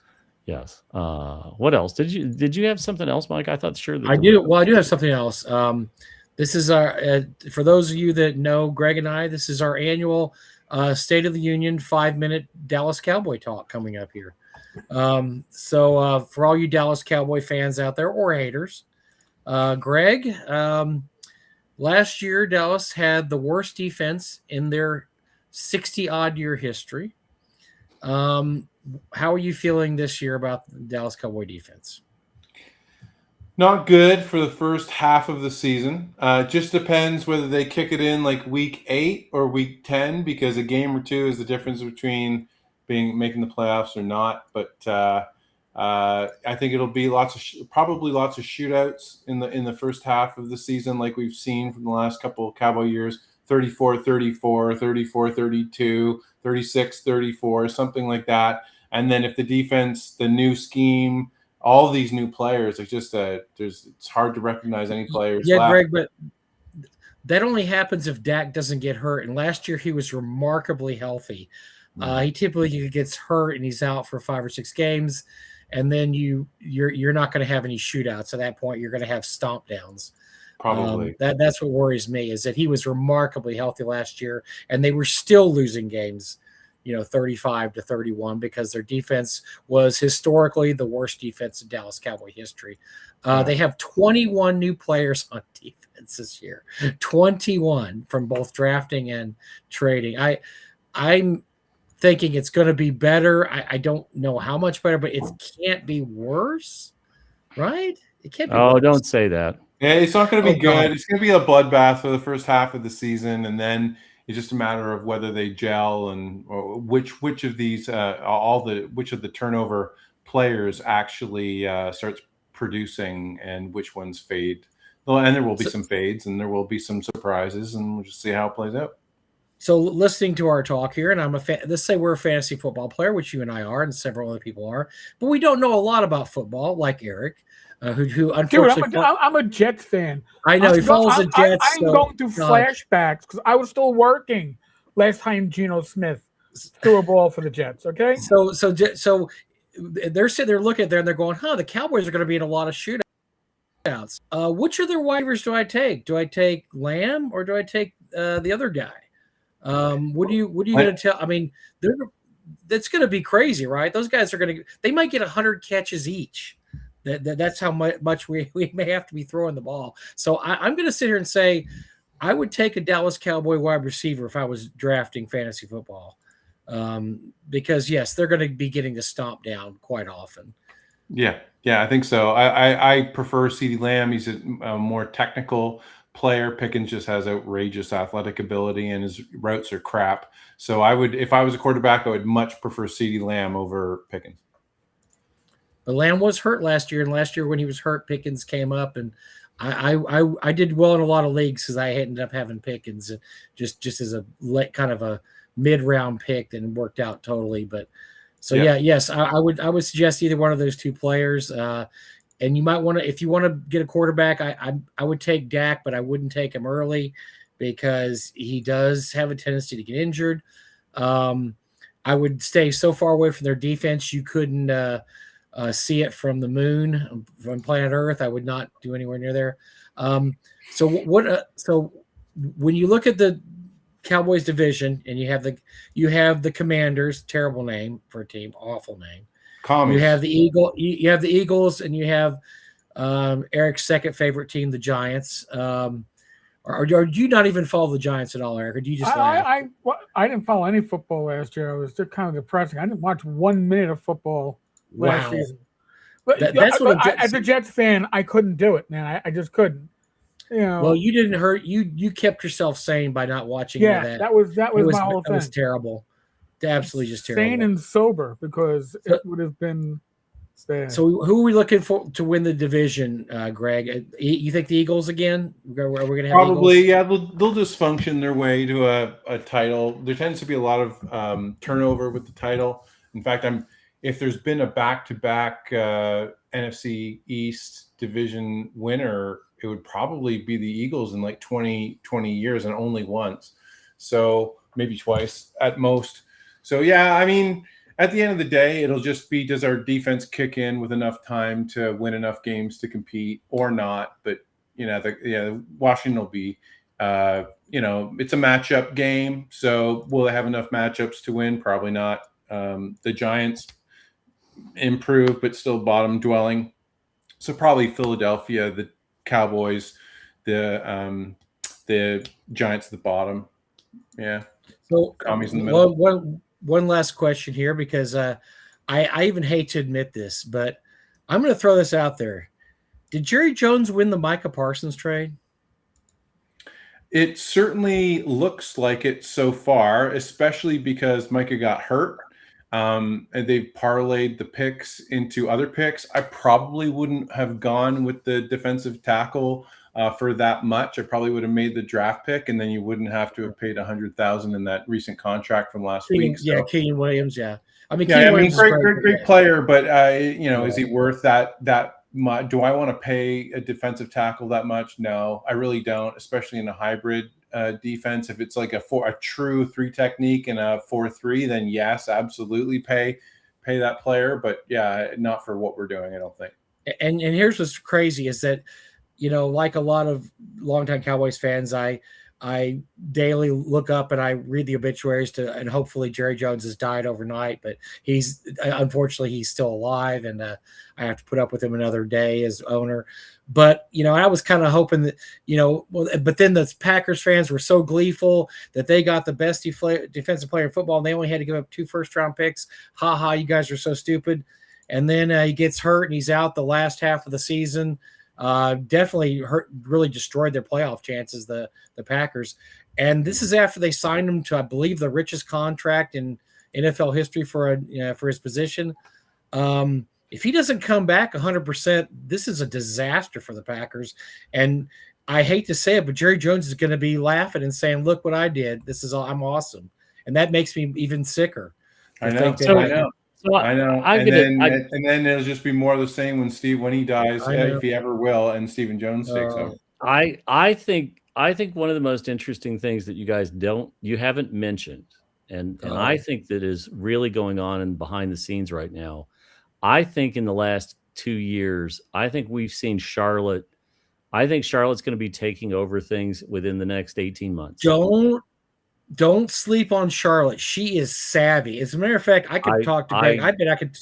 Greg and I could be convinced. You guys talk about this now, and I think Charlotte. I think Charlotte's about to take over the franchise and take over all of it. I think Charlotte she runs all the front office. She runs all the front office stuff. That's right. But I think it's going to be a pretty seamless transition. What about Jerry Jr.? I think he handles the Cokes and the diet Dr. Peppers. I think I don't know what. Actually, Jerry Jr. he does the oil business, from what I understand. He's really not involved in the Cowboys as much as he's taken over the oil business and does that. That's right. Because the oil business paid for him to buy it paid for Jones to buy the team in the first place, and that's more. I mean, as much as being an NFL owner is great, you got to also have the oil revenue, and the oil revenue is a key. It's an equally important business, and Charlotte has been involved in the Cowboys since word go. But I think you might want to think about hiring a general manager at some point in 30 years. But I'm just crazy.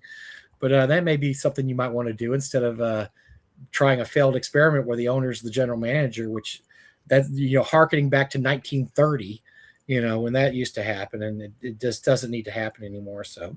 Yeah, well, Ty's correct in the chat there. We do love our tormentor, which is our problem. But I've just been so accustomed, like the whole blossom of my youth is now gone. My early middle age is gone, and all I know is I deal with the pain of all the things that happen to you Monday to Friday, and then just to put a little extra pain on top of that cake, you tune into your Cowboy game on Sunday and you get blasted routinely, and you watch the same shit that is the state of Cowboys fandom.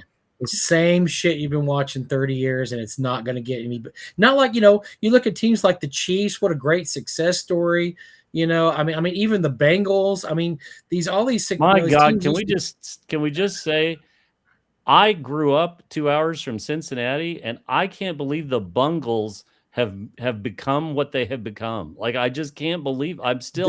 They were the worst run franchise in football in the 90s. The absolute worst. They were so bad that the owners had to get together and approach the Bengals and say, unless you start spending money on your team, we will find a way to get you kicked out of the league. That's how horrible the Bengals were. Yes. Now they're actually a functioning NFL franchise. So I guess there's hope for anybody. But the hope of the Cowboys starts with Jerry Jones's death. So that's where my hope starts. And We'll see. And you know what? I don't feel bad about wishing death because he's 86 years old. He's had a life full of hookers and blow and whiskey. Jack Daniel. I got some Jack Daniels blue label. I mean, he's had all this. He's owned a football team. He has a suite. He's had a great life.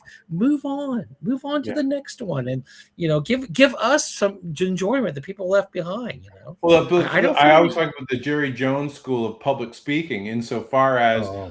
I can't listen to Jerry Jones and then walk into a lecture room immediately after. There's a big problem. He's just the worst public speaker.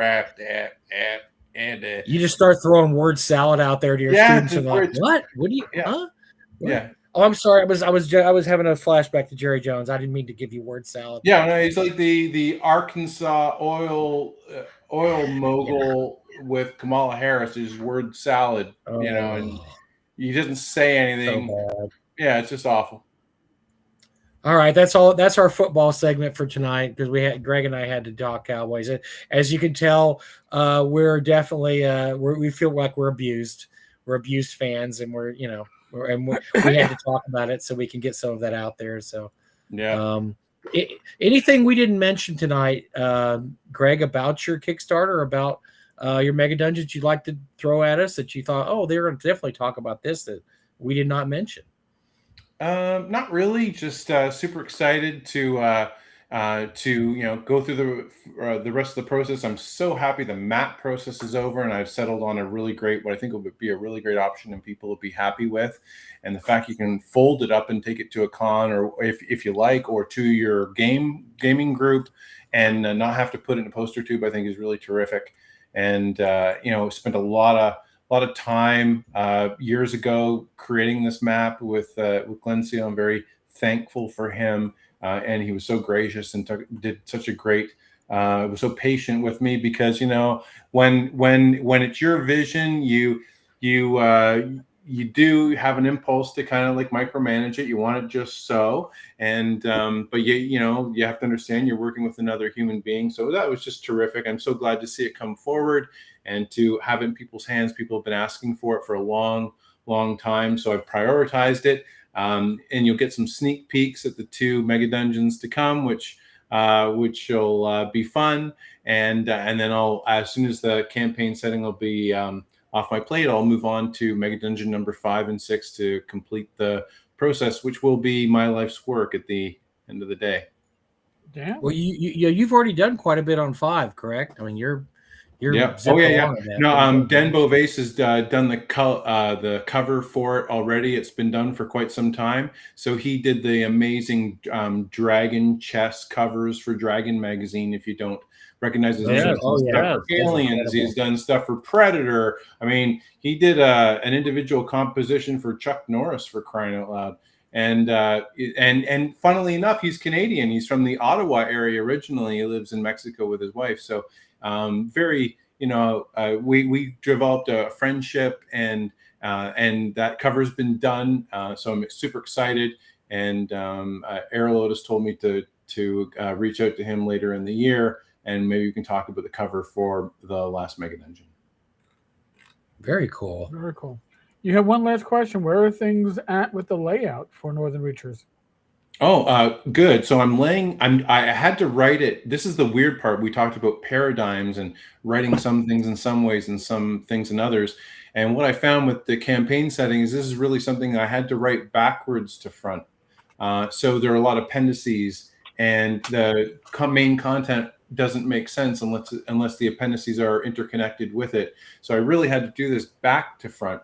And I'm just if you have a clear writing vision and format for yourself, you can do those kinds of things if you have a good outline, right? And so and just like I said, I know it sounds like a cliche, but just eating a whale one bite at a time, that you divide a thing into smaller, manageable sections, and you just do those sections one at a time. And then I've written this one back to front. So yeah, just at the point where I'll be ordering the spot illustrations shortly. That's just so great to hear. And again, I think the thing that we're all so happy about is, gosh, Greg, years into this, you still have the perspective of this is going to be my life's work when it's done, and I'm very, very happy. You're still enthusiastic about it. You know, as much time has gone by, the weight of time hasn't crushed your spirit, and I think that's a real testimony to who you are. Well, I think one of the things that's really important is to have perspective in any creative endeavor. And the thing for me is and I thought this way when I did peer review academic work, is that I'm only as good as my last publication. I'm only as good as my last lecture. And if my last publication sucked, then I have to take that personally. I have to see it as a personal challenge to do better. And if the lecture wasn't that great or it didn't drop the way I wanted it to, I have to take that upon myself. And you're only as good as the last one you did.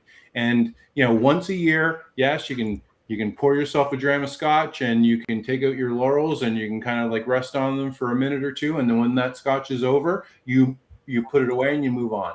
And so that's what I try to do, is I try to meet that standard and hopefully keep people inspired and thinking about Gygaxian Dungeons and Dragons and all the cool things that we can do at conventions like North Texas, or listening to Eric and just talking about games. There you go. Well, sorry, go ahead. No. I think we still have movies. No, I think it's a much healthier perspective than some of the things that we hear. I think we would all rather back a project where somebody's excited to do it versus the weight of the project has just crushed their spirit, or they seem detached, right? I would much rather throw money at something where people are genuinely like, I can't wait to share this with you because this is my passion. Yeah. My passion. Anybody thinking of running one of Greg's mega dungeons? I will say this, and Greg had mentioned this earlier about my brother talking to him. I have rarely seen players as excited for every session, and I don't pretend I'm any great, awesome DM. I think I'm okay. I'm good, but they're really inspired by the settings, the details that Greg goes into, and I've rarely seen my players just like, hey, when are we going to play next? When are we going to play? Because when you get older, it's like, okay, yeah, let's play, but I just don't see that level of excitement until I started running the mega dungeons about 5 years ago, and I ran I guess about COVID was when we started. About 2019, ran Highfell for a couple of years, and then we've run Doro Deep since then. But just the fact that they want to play every time we play, I would advise anybody thinking about running an old school dungeon with the setting, just grab any one of the four and just give it a read and decide how it could fit in your campaign world, and then go for it. I think you'll really be pleased. Well said. Well, Jim, Mike, movies, music. So I did not get to do my CDs last week because of Dan Masters, because he's specifically said he hated music, and wow. Wait, he didn't say that. Never mind. So returning, we have Lone Justice. I'm really hooked on the greatest hits of Lone Justice, but I decided to throw 4 new ones in there. I have Lucinda Williams' first album, Sweet Old World. It's some great country rock. This is back in the early 90s. She became a huge phenom late 90s, early aughts. Her albums win album of the year every year now, but this was kind of her first go at really doing a full album. Before then, she had written songs and just dabbled here or there, but it's really good. I have about 4 or 5 albums by her now. I've really got into her, and I'm really, really enjoying it. Ryan Adams, Love is Hell, Part 1. I found out after I bought this that I actually had this already, because weirdly enough, the record company, Ryan Adams was a huge star. They didn't like his album. They said, could you break that up into 2 albums and call it Love is Hell Part 1 and Part 2? Because it's kind of a big album. We just don't really want to put that much out.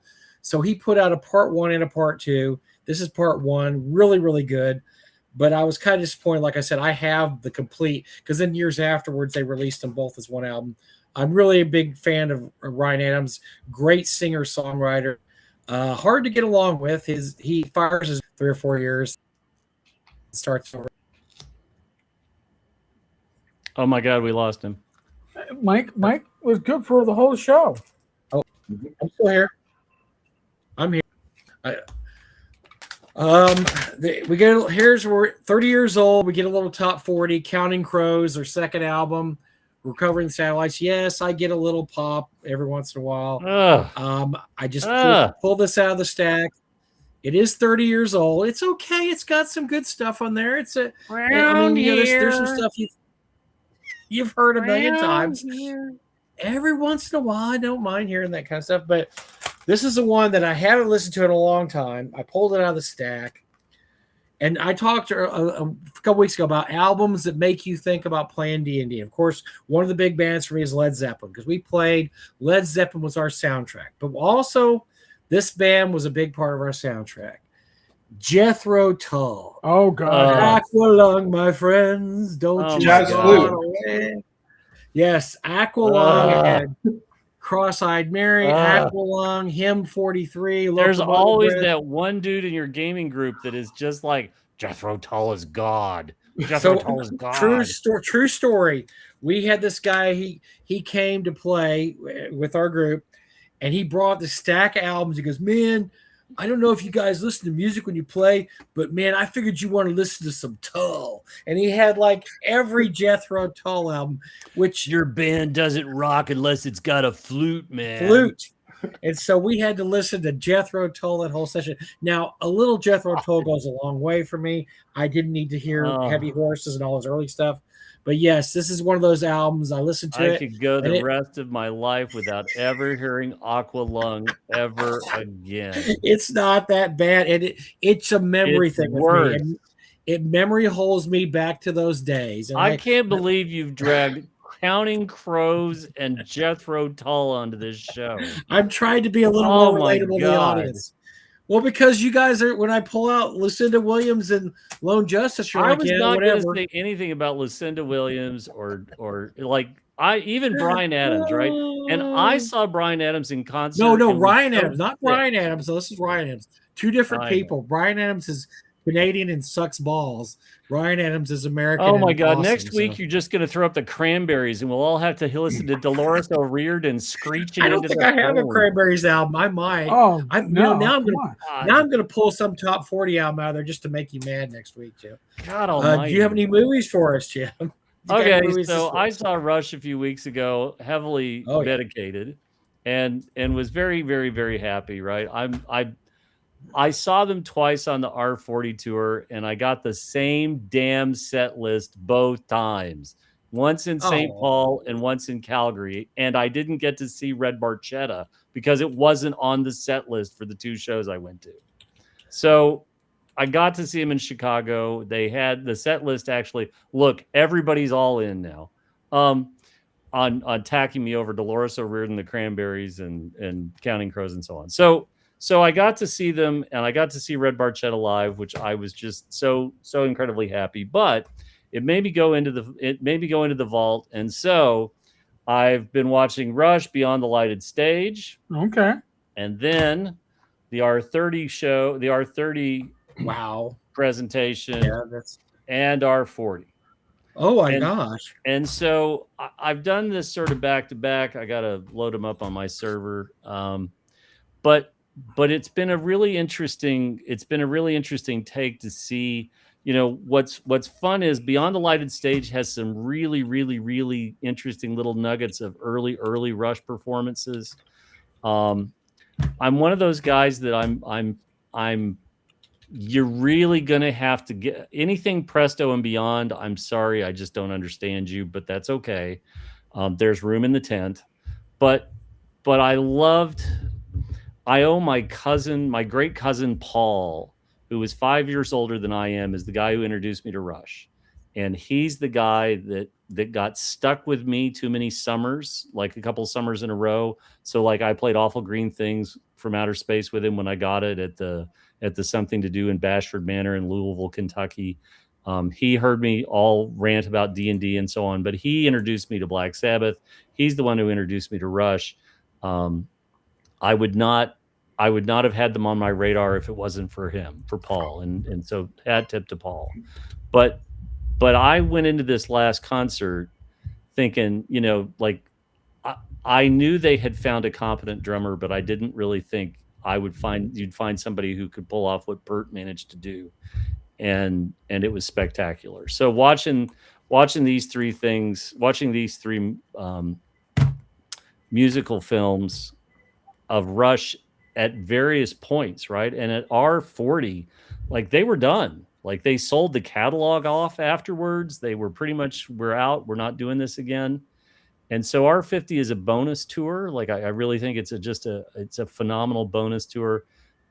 But they are one of the most iconic Canadian contributions to music, and I am glad I both know of Rush and I appreciate Rush, and I got to see Rush. And if you have a chance to see him before the tour is over, I would recommend you go. And they're in Toronto now. They're in Toronto. My God, it's a hometown crowd. It should be spectacular.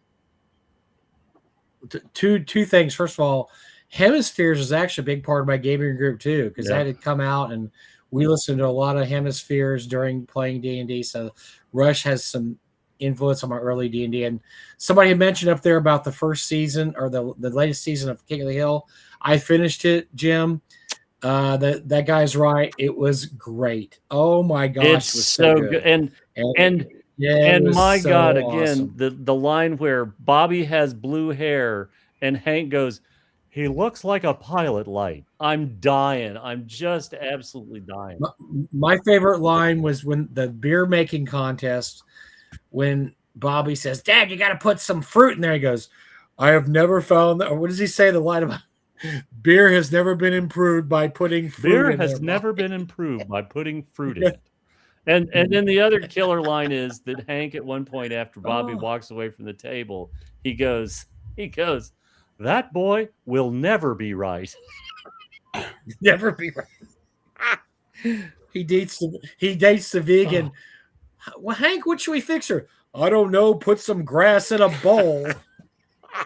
and the fact that Mike Judge has managed to do this so flawlessly, like I keep seeing people say, I hope that Luann will come back.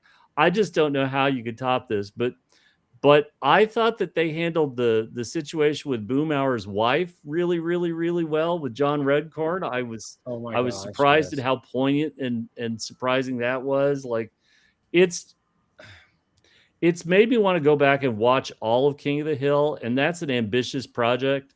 But there are still things about King of the Hill that when it hits you, like, you know, I had my shins blown off in the war. Cotton, his dad Cotton. And the fact that there's just Hank the worst and dad good Hank, ever. right? That's the other, like, yes, Hank. Good Hank. Yeah, Hank, he's good Hank.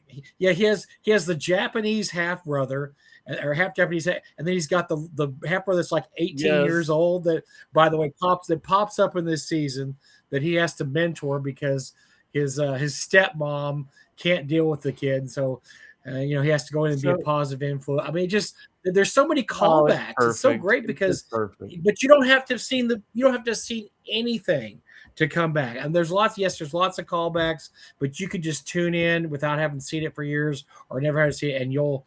Like I said, I said this many times. It's the most accurate representation of Texas. I think to tie this back into Greg, right? You know, when Greg showed up at North Texas, Ty and I were sitting at the end of the table telling Greg that he just needed to move to the States. He just needs to come down and be a part of this wonderfully weird experiment that is America. And poor Greg had to sit there when we went to the place where we had breakfast for lunch. And I think you were a couple of seats away from me, Mike, or whatever. But I think if we can convince Greg to come to our strange and native land and move to Texas, I think we have to buy him the entire set of King of the Hill so he can watch it before he moves to acclimate. I think that's going to be our gift to Greg. Look at Greg's stunned silence. That's my favorite part of this. Greg would love. I think Greg would love to be in Texas. It's just that he's got some barriers. I believe they're imperial entanglements, but that's okay because as soon as he moves, we're going to give him like King of the Hill and some guns, and he'll be set, and he'll be great. He'd love that. I think he would because he loves. He already loves barbecue. That's right. We've already got barbecue. So I think everyone knows I'm a great admirer of the United States. I always have been. I think your founding fathers did everything right.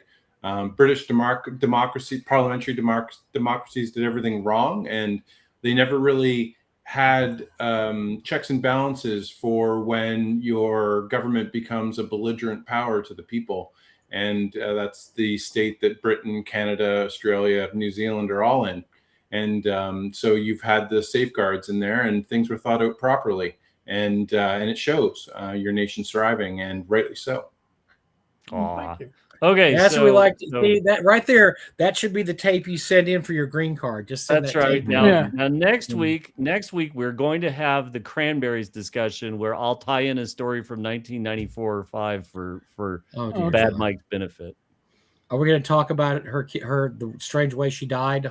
Hopefully No, not. come on. Like I don't want to talk ill of the dead. Yeah.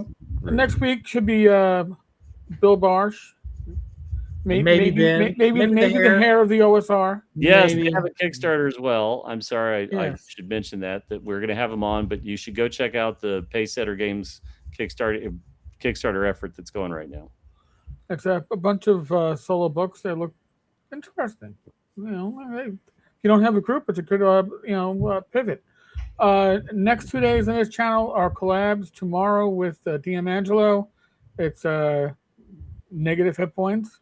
Yay or nay, kind of. Dragons with Angelo and Joe Block on Friday. And then I delve into traps on Saturday for a bonus video, and carrion crawlers is a monster on Sunday. So, on that note, thank you to Greg. This was good. And seeing the cloth maps, yeah, I always cringe with paper maps and poster maps. Cloth maps You're are the a way to big go. boy. You'll be okay. I like the cloth maps. I know. I already backed it. I have to have it. I backed it. I know. Thank you. Well, Jim. thank you very much for having me. Thank you for all the kind words. I really do appreciate it. Thanks for amplifying the signal, so to speak. Definitely. It means a lot, and I appreciate each and every one of you and everybody in the chat. Greg, folks, you got to get some shit on the walls, man, because look at all that empty white space. You're killing me, Smalls. I'm sorry. It's like you're in solitary. I feel bad. You're in listen, Canadian I got solitary. I got the I'm a Spartanist. I got the player's handbook idol holding up my well, all right, he fell over. Holding up the cross. Come on, I'm just saying. We're gonna have like a look at my walls and Jim's walls, and then look at Greg's walls. It's just sad. Yeah, but this isn't my man cave. This is, Yeah. I'm embarrassed. I feel like we need to. One of these things is send not like Greg the a others. care package of shit to hang on his walls. All right. Here, hold on. There, you happy now? There, you got the background back. All right, folks. All right, there we go. Oh, nice. Thank you to everybody. It was a very good time. As always, be safe, be well, God bless. Roll those dice.